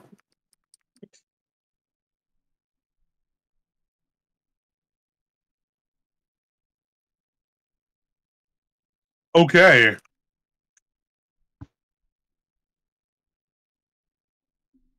All of you are various degrees of battered, beaten, or Am I? otherwise. What? You realize that you've barely touched me this entire boss fight, yeah? Yeah. I have 87 out of 91. 111. Sorry about that. 76. I've Damn. been taking all the hits for you guys. It's been Jason entirely the entire time. You know, The whole time I was just up in his face. Making himself a nuisance. Mm-hmm. you know, But that being said, whose turn is it?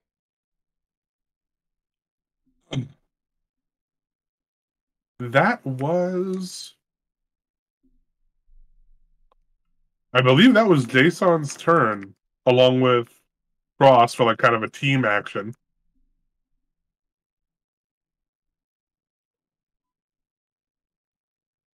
Mm-hmm.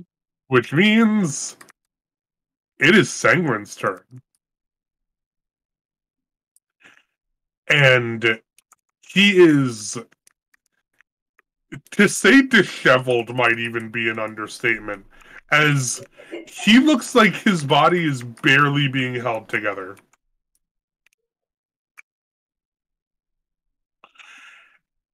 He kind of just looks at you through these bloodshot, haggard eyes.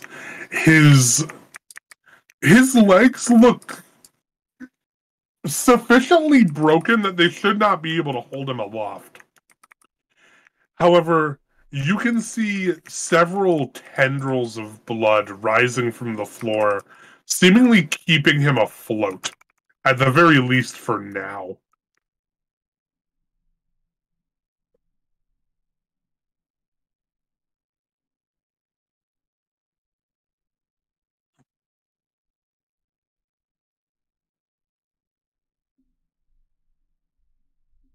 And he kind of looks out at all of you. And he gets up. You see him bring a hand to his heart. And blood erupts from it to form another of his blades before it drips to the ground in front of him. He looks up, and all of you do, as the spheres that comprise that orb begin to drip down until they form a soft pink drizzle over all of you. The scene is quiet, save for the patter of heavy rain. As Sanguine falls to his knees before all of you.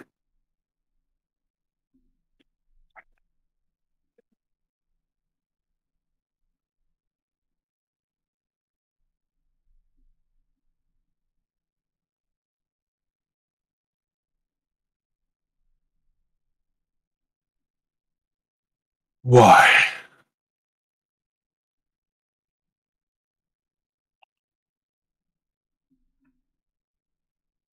We were to end the longest and most ubiquitous enemy of all humankind.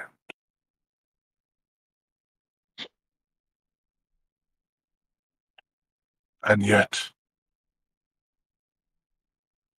no matter what era you resist,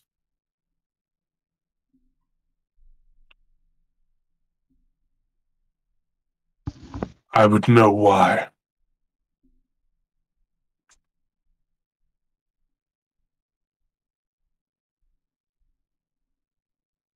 Raoul looks at Sangren, then looks down at himself and back at Sangren and goes, some people just want the time that they have. Some people have time taken away from them.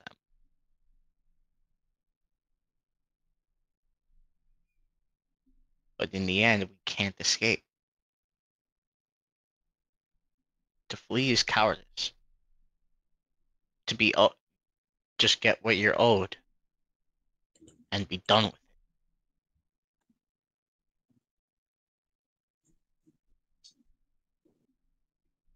Time makes fools of us. Makes fools of our dreams. Makes fools of our hopes. Dashes them against its current with every second that ticks from us.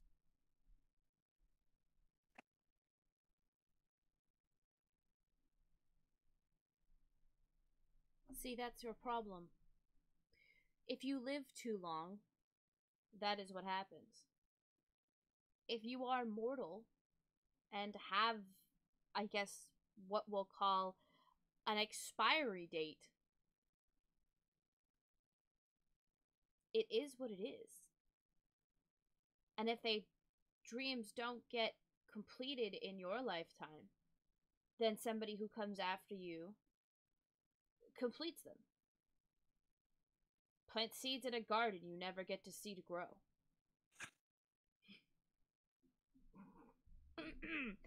I mean, what? Man, there's no rap music in this D&D campaign. It's a travesty! There's no rap in this D&D campaign. For a D&D campaign set in future New York, there is a harrowingly little amount of rap music.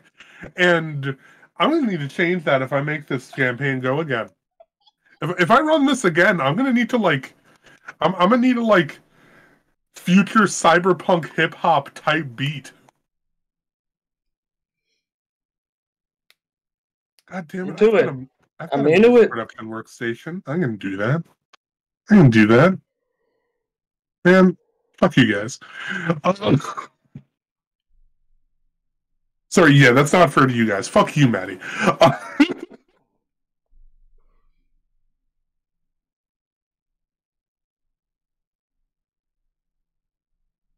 All four of you are still up. Despite very nearly not being on multiple occasions. And I need to ask all four of you, as there's only one of you who's like really, really in the dumps right now. How do you want to do this? Hansel and Gretel? Hansel and Gretel. Hansel and Gretel. So remember when you came Jason. No, hang on. Remember when you came back and you asked us what we had been plotting, and we said nothing, and that we had just been discussing, what had been going on in the campaign up until this point? The part where I said, why is the first thing I hear coming back, we do not condone any acts of extreme violence? Yes, exactly. Don't worry about it. Don't zack me, Spaz. We are opening up Jason's chest cavity. Considering the fact that it is filled with molten silver, we are going to grab Sangren and shove him into Jason's chest cavity. And thus Hansel and Gretel him. I like it. We coat and Tim. Coat him real good. This is 100% Tim's idea, by the way. The original title for this campaign, before I thought of the Stolen Cities idea, was called The Silver Sun for a reason. because I had an idea very similar to this a couple of years ago that I did not share with Tim, mind you. So I'm very glad that great minds are thinking alike here. However, Jason, you bring yourself to one knee, which kind of makes it a little bit easier for you because you don't really have to move. And the hinge is kind of broken, so you kind of got to use your hands. But you managed to pry open your chest cavity to reveal the molten core at the center of you. He's prepared. He addresses everyone. At your leisure.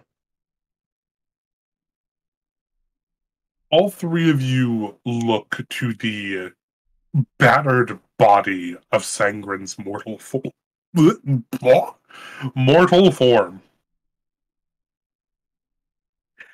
And Ralakan and Venelin, you each take a leg, while Cross, your astral arms hoist up his torso. You feel him grunt and groan in very visible and tangible pain as the astral arms, even just touching him, burn at his flesh. However, he refuses to sort of break down. He remains as close to silent as he can. As looking up, he is able to see all of your faces as you carry him forward towards Jason's chest cavity.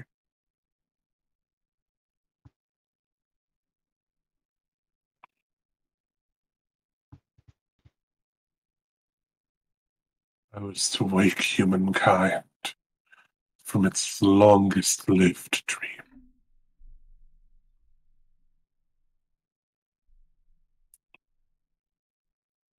Perhaps you are right. Perhaps another shall take up my mantle.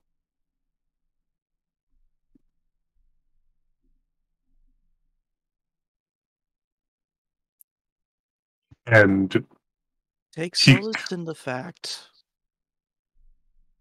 that if there's any consolation to all of this, you've managed to at least do one thing that I thought would not be possible.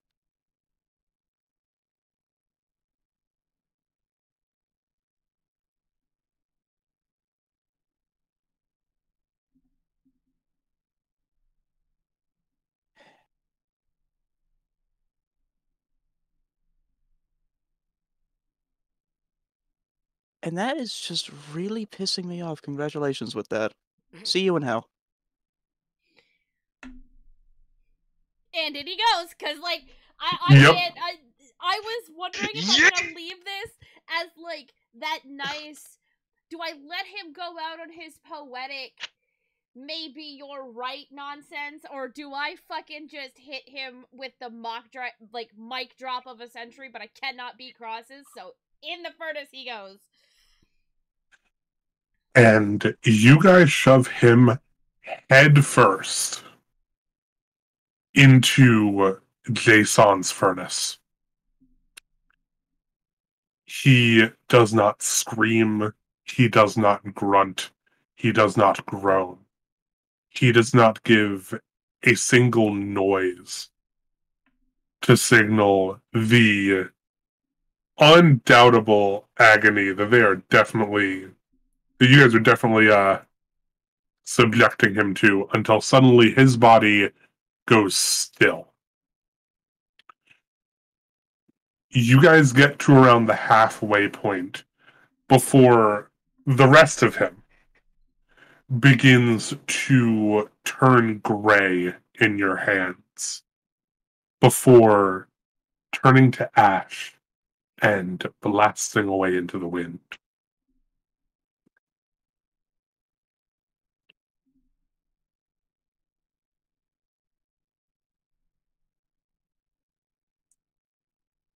The rain stops There's a reddish pink hue over all of your visages at the moment. And in that brief moment's respite,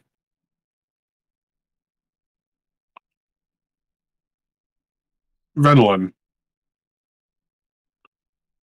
you suddenly remember the first time Jarnik had to kind of re-teach you about the structure of Throne Worlds.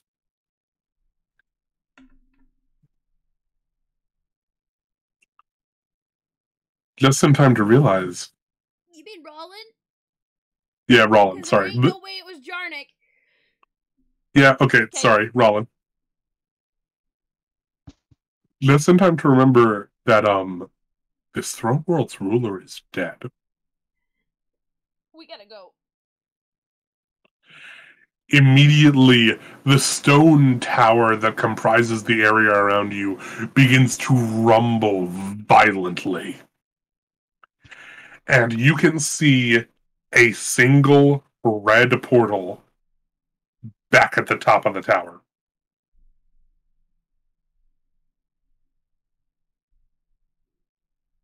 Yeah, that 50 feet of rope that I had wasn't going to be enough. Nope. Yeah, how are we gonna get to the top of that tower? Can I, You can only carry like 2 people, I think. yeah. I have an idea. You still have the 50 feet of rope, right? Yep. We tie the rope around Ralakan, and Venelin and Cross jump on Jason, and we fly up. Ralakan is a kite.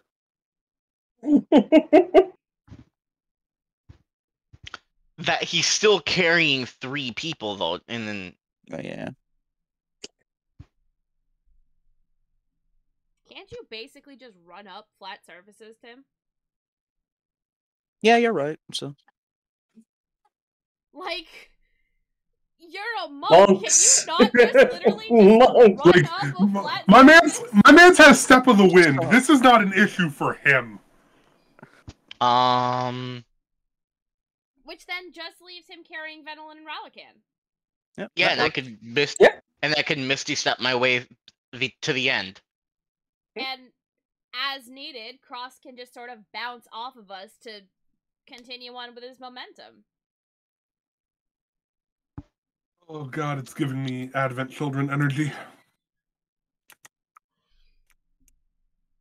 I'm sorry, how else are we supposed to get out of this? Hey, I didn't say no. What am I gonna say? No, fuck all of you. All of your legs are broken. You're dead. Game over. No. I mean, we did fall a pretty far away. It wouldn't be on the realm of possibility or believability. You know If what? I did fail that deck save at the end, y'all would be having a lot more trouble flying up there. This is true. That being said, she is going to quickly clamber onto Jason and hold her hand out to Ralakan. Ral grabs it. Please hold on tight. And away we go. And away you go indeed.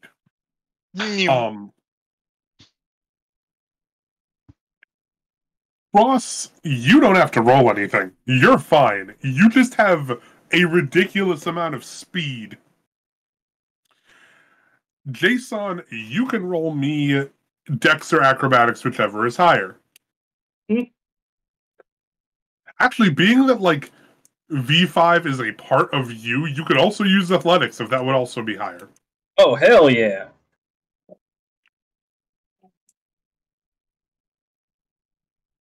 Nice. That's a 27.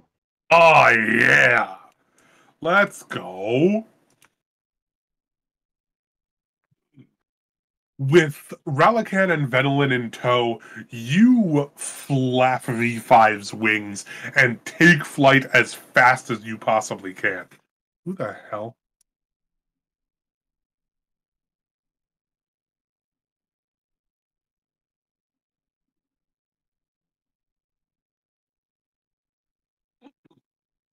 You head through, and you are making your way at breakneck speed.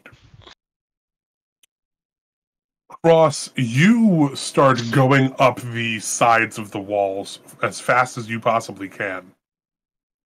And at each point, the moment you feel like your legs are about to give for a moment, you kick off of the wall, take a brief moment on top of Jason's back before jumping back on and just taking up as far as you can. I would also like to Misty Step while Cross is on, so Jason is never carrying 3 people. That is entirely valid. How often can you Misty Step? I can do that 3 times. Just enough, actually. For a total of 90 feet of teleportation. Cross makes his way up, gets his, I think it's like 75 feet, almost something like that, 70 feet. Jumps on, you Misty Step onto a beam. He jumps off, you get back on. Throwing up, jumping on, you Misty Step onto a beam, glide back onto Jason.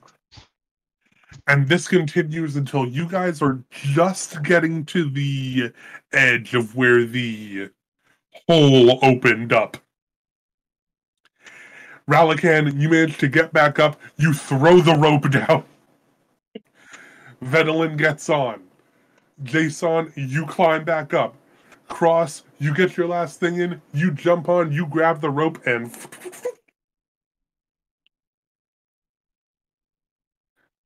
this is Treasure Planet energy. I'm okay with this. I love Treasure Very Planet. okay with it. I was thinking more Lost City of Atlantis, but I like Treasure Planet.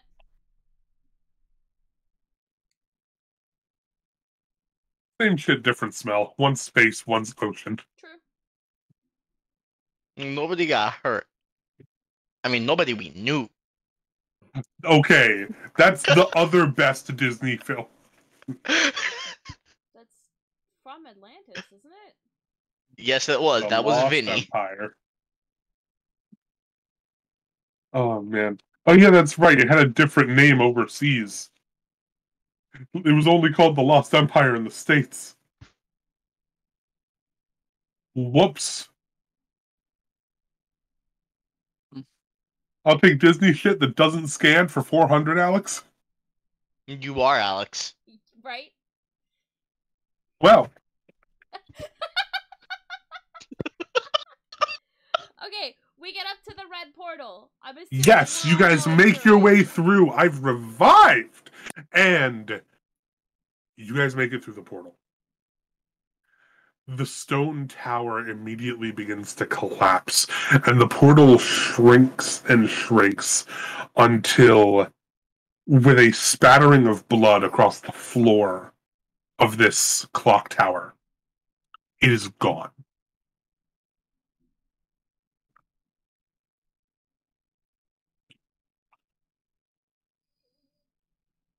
Whatever, the stolen city of New London is once again silent. You do not hear the hulks stalking through the grounds beneath you, nor the anguished screams of the vampires you left quite grievously injured in the floors below you. The entire area is very silent.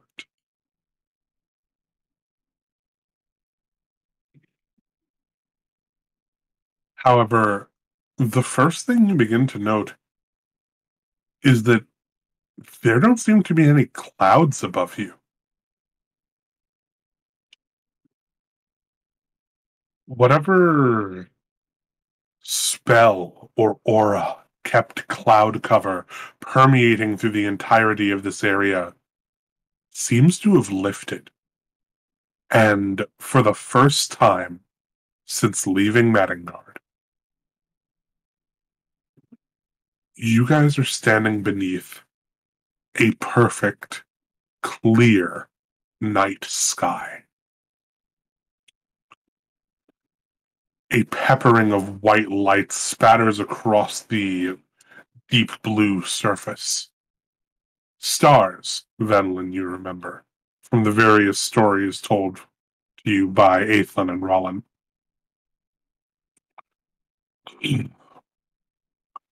The occasional smaller, wispier cloud does pass by, but nothing compared to the ubiquitous cover that is permeated through the majority of your lives.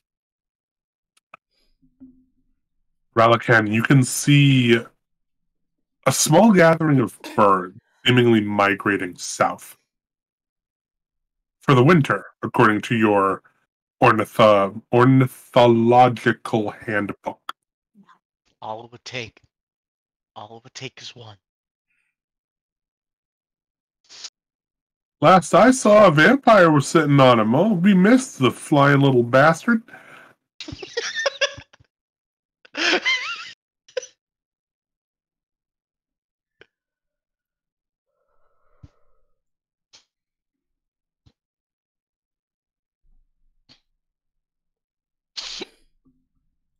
Yeah? Yep. Was that what did it?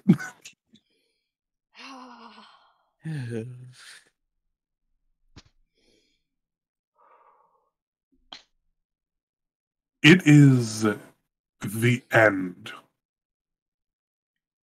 of a man once thought to be a god. An entity thousands of years old, said to have been the first of the race known as the vampires.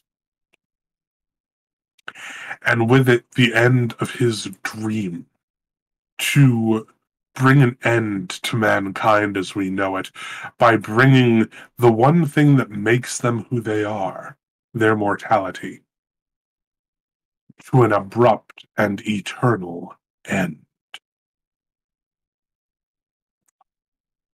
With his death, there is an aura hanging over this world that slowly, though not immediately, begins to lift.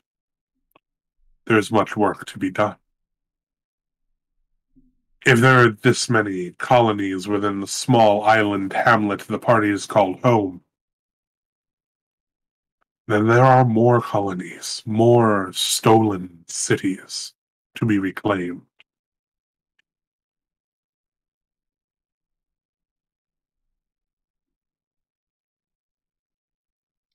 As the party kind of sits down in the courtyard,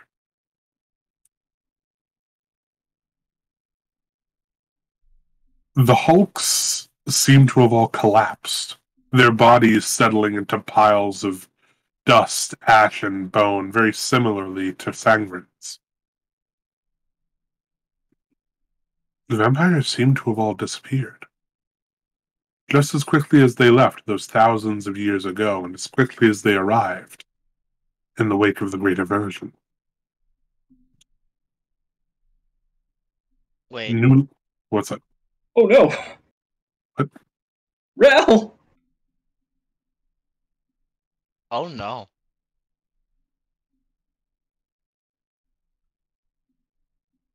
Am I getting dusted? What is the implication of our vampire companion, DM? Are you feeling good, son?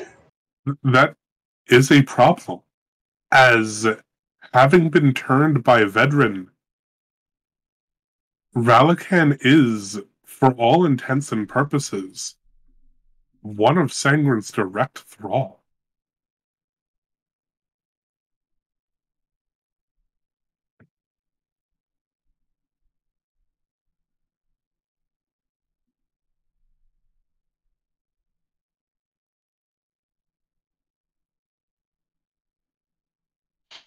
Ralakan, I must ask you, how Yeah.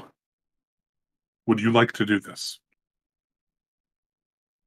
I swear to God, I swear to fuck, I swear to every expletive that I can say that will not violate TOS. I'm not. If you say Venelin, I don't feel so good, I'm gonna No. murder you.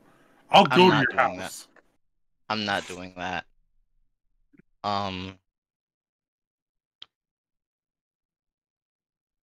Ral kind of sees the surroundings and the aura and like knows vampires aren't allowed on this planet anymore. This place that we call home.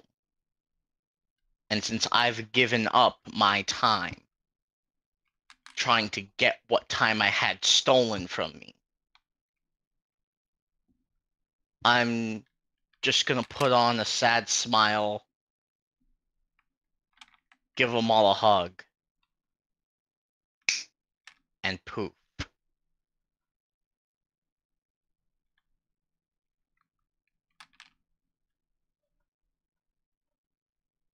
Is there anything any of you would like to say to Relican?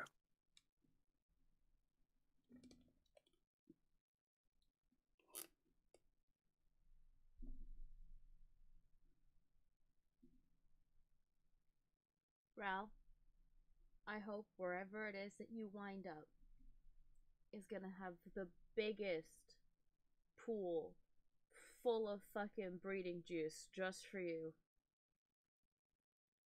So that you can always be slimy and it is always morning. And if you haunt my dreams, I will find a way to bring you back and kill you myself.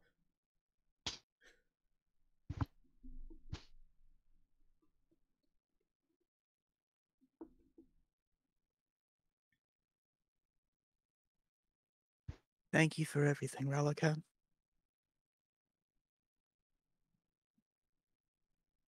You've gone above and beyond of what anyone expected of you.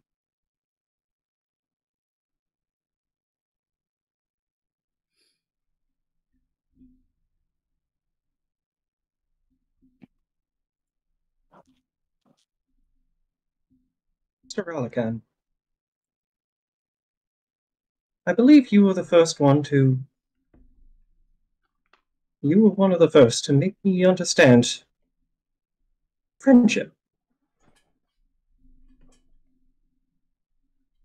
I'm going to miss you, Master Relican. Is there any way I can assist you?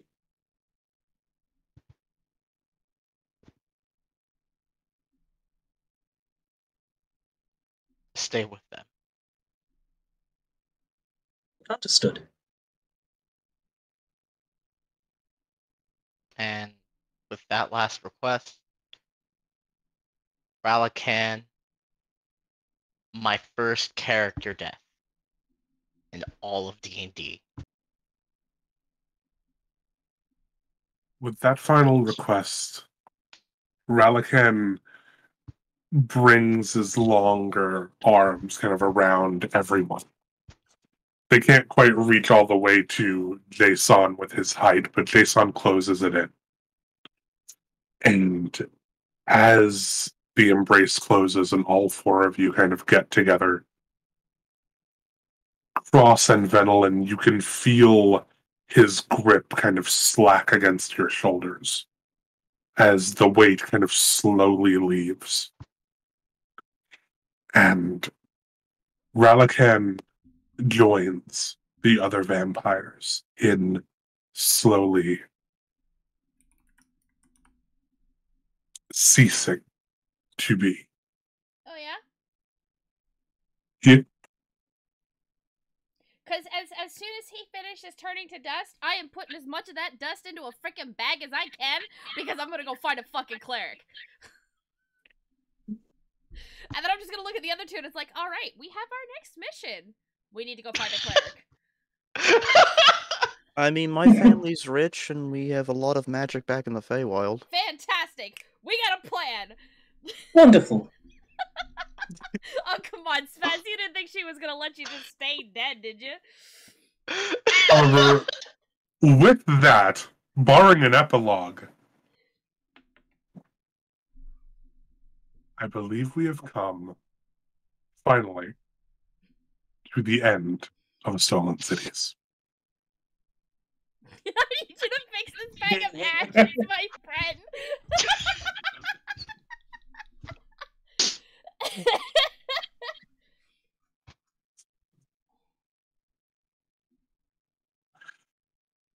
This epilogue's gonna be fucking fun as hell. Yeah. Come on, it took us 6 months to get this final Oh episode no, in. no. Like absolutely. Alright, we did get a turn in for party appreciation towards the lore keeper. So, Well, dang. who wants to start? Spaz, this is the time where you can tell Alex to go fuck himself for killing you. No. This is the first campaign I have ever played to the end. I'm not gonna tell him to go fuck himself. Fair enough. I'm gonna tell him thank you. Because I got a beginning, I got a middle, I got an end. I felt like I influenced every part of the story that I was in. God damn it, I want more. Fix your goddamn work schedule then. Redacted.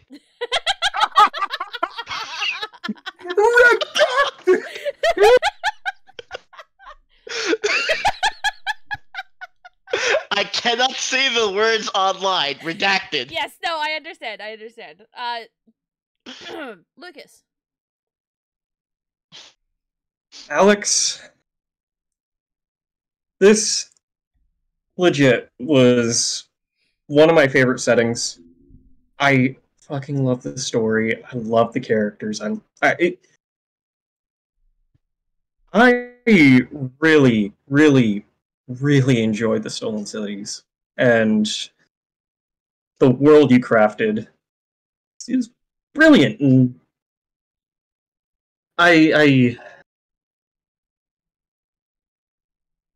I want more of this shit. For real. Like, thank you. Killed it. You know what? Yeah. Tim? Oh, hang on, we're not done. God damn it, we're only halfway through. Yep. By all means, Maddie, you can go ahead. It sounds like a resounding we all want Act 3. I would like to see just how much crazier I can get with Venelin, considering the fact that I've only got 11 levels into her, and I would like to see, you know, just how weird we can get. But this has been a trip and a half. Despite the rather long hiatus we've had to take due to Redacted. This has been amazing. This was a captivating story told by a captivating DM who clearly seems to know what he's doing, despite, you know, statements to the contrary from his own fucking mouth.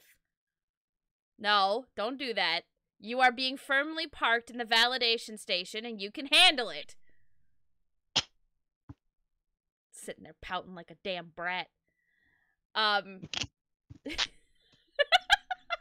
Well, Waffle said it was supposed to be Alex who was supposed to spread the appreciation, but damn it, we're finishing this off. Okay, we're gonna get there. Don't worry. But first, we had to thank the DM because DMs oftentimes go without thanks. So thank you, Alex. And stop pouting like a tiny child, because you are not a tiny child. Tim? Which brings me to mine. Alex, you have done an amazing job. Despite Redacted and other Redacted and everything else Redacted that has effectively tried to throw us off our grooves so much, you still kept coming back and never gave up on this. And that is something that can truly be respected in a DM. You want to finish the story. That should be the goal of every DM. Aside from everyone having fun, to not leave your players hanging, to not leave an audience hanging. You have poetically given to us something that is truly special. Wouldn't really say unique, but special. But you have managed to not only put up with RBS, but frequently, every single time that we sat down to play, you've put up with it. And worked with it. And by golly, you ran with it. And you, my friend, have given us an experience that I don't think any of us will forget.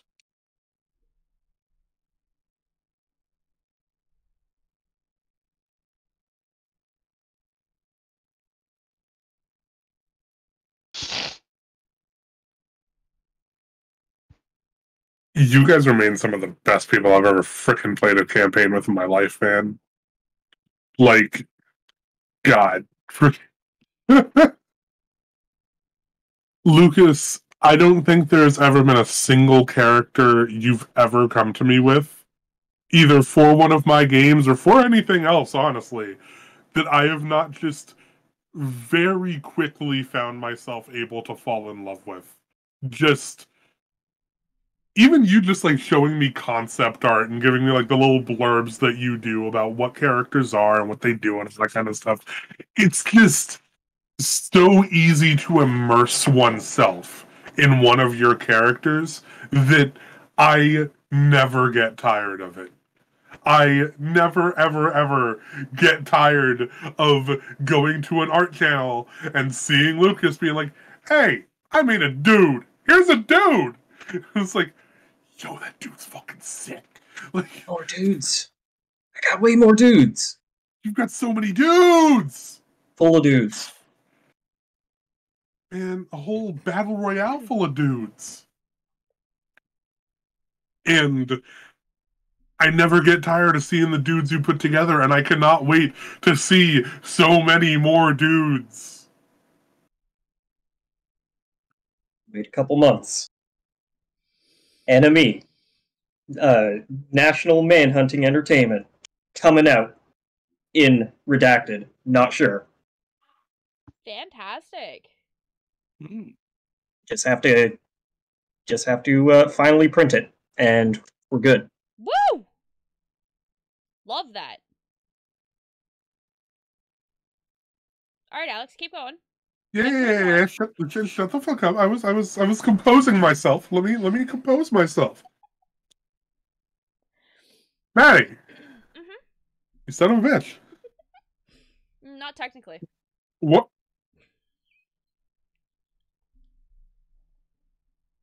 Lord, I'm sorry, I'll stop. give me patience. Because if you give me strength, I'll need bail money.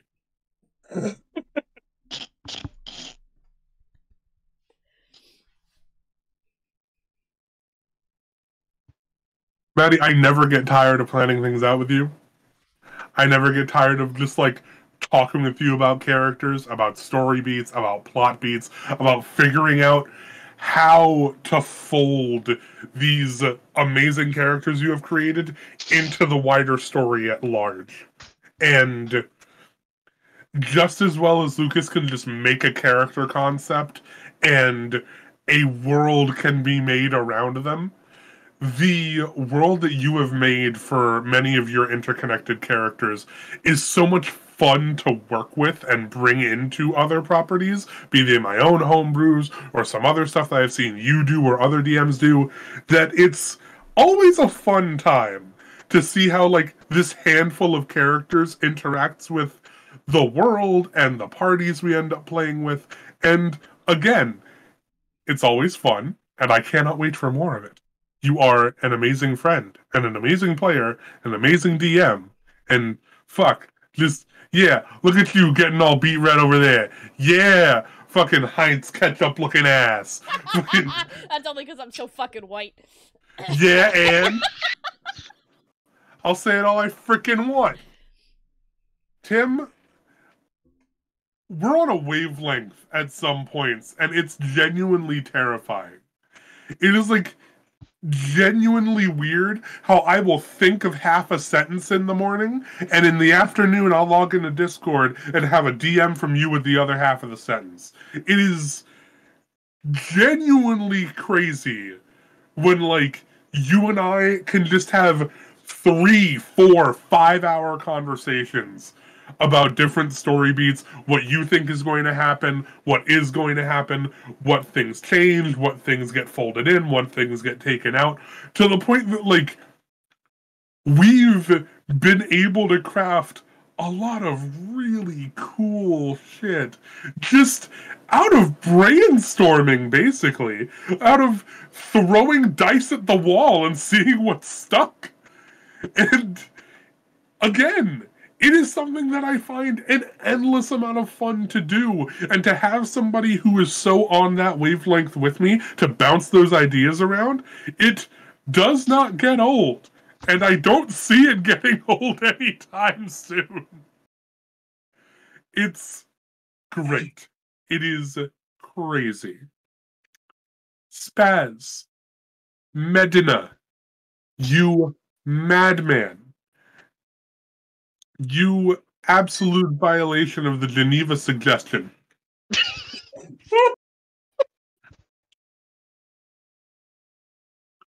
You have been my friend for God knows how long, and honestly, how we didn't end up playing D&D back in 2014 evades my understanding. Like, we could have been doing this 10 years ago. Why'd we wait so long? Fuck if I know. Why'd I wait so long? Again, fuck if I know. But oh my god, you are quite possibly the most hilarious player I've ever had. Every single time you bring a character to my table, you find some way to make them interesting. And again, like with the other three, always fun, always everything, always cool. But you bring a certain flair to every character that you play that, like, is impossible to replicate. I try.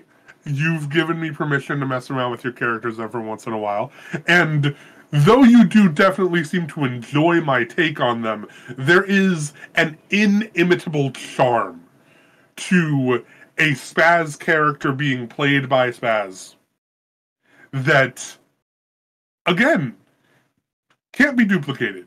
It's beautiful to watch, it's beautiful to see play out, and it's especially fun to see a party that doesn't know you very well react to it. It's very fun. So, I'm sorry, Maddie, but it was very fun. No, I loved it. I loved it. Did, you know, in the one campaign that he was in with me, was my fight or flight response triggered? Yes. Yes, it was. Not the player. Not the character, the player. The player. Like, this was, well, no, the character too. Arcus got fucking angsty because you tried to take her dragon. Hey, yo. But also, yes, no, the player flight or fight response cropped up. So, now Spaz, you have been a delight to have at this table. Mm-hmm. And of course, these campaigns would not be the campaigns that they are without you guys, the audience, the ladies, gentlemen, and those held in contempt of gender who come here every, what day is it? Time is a construct, and join us on these journeys. It is an endless amount of fun to help entertain you guys, and I hope that I have been able to provide you with that entertainment over this past year and change, because it has been just immensely fun and immensely fulfilling to be able to do that. And I'm very glad I've been able to do that both for you and with this wonderful group of people that we have just had a circle affirmation for.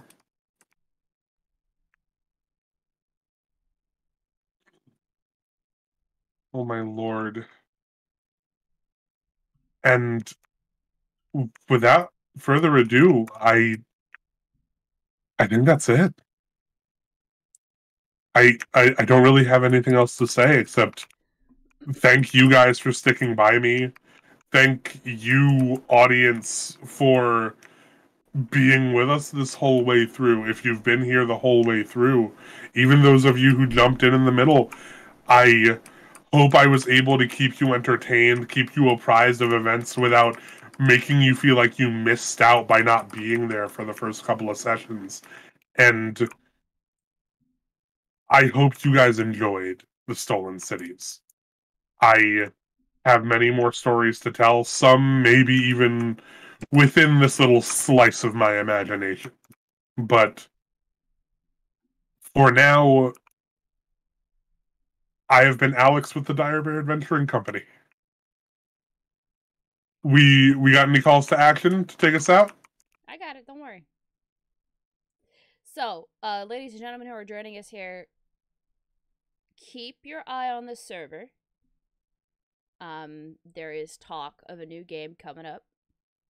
I can't tell you yay, nay, or anything more about it. Just that there is the potential for a new game to pop up. So keep an eye out on our announcements channels. Seeing as if we are going to be making a call for players, that's where it's going to be. Otter, you already know about this because I told you about it last week.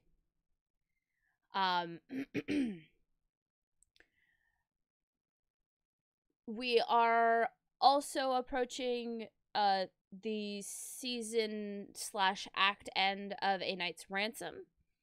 False Skull and Knights is also approaching their season's end. So make sure you tune in the next couple weeks. There's a lot of major stuff happening in the games that are currently live. So continue to check us out. And we're, of course, going to take a break around Christmas because it's important to spend time with your family. But, you know, keep it in mind. And we will see you guys real soon. Y'all be seeing me tomorrow. That being said, Alex, do you mind if I take us out? Absolutely. So, ladies and gentlemen, remember, we are still in the middle of a pandemic, which means wear a mask, wash your hands, sanitize when necessary, social distance if you can. Be kind to one another. And remember, roar for initiative. Have a good night.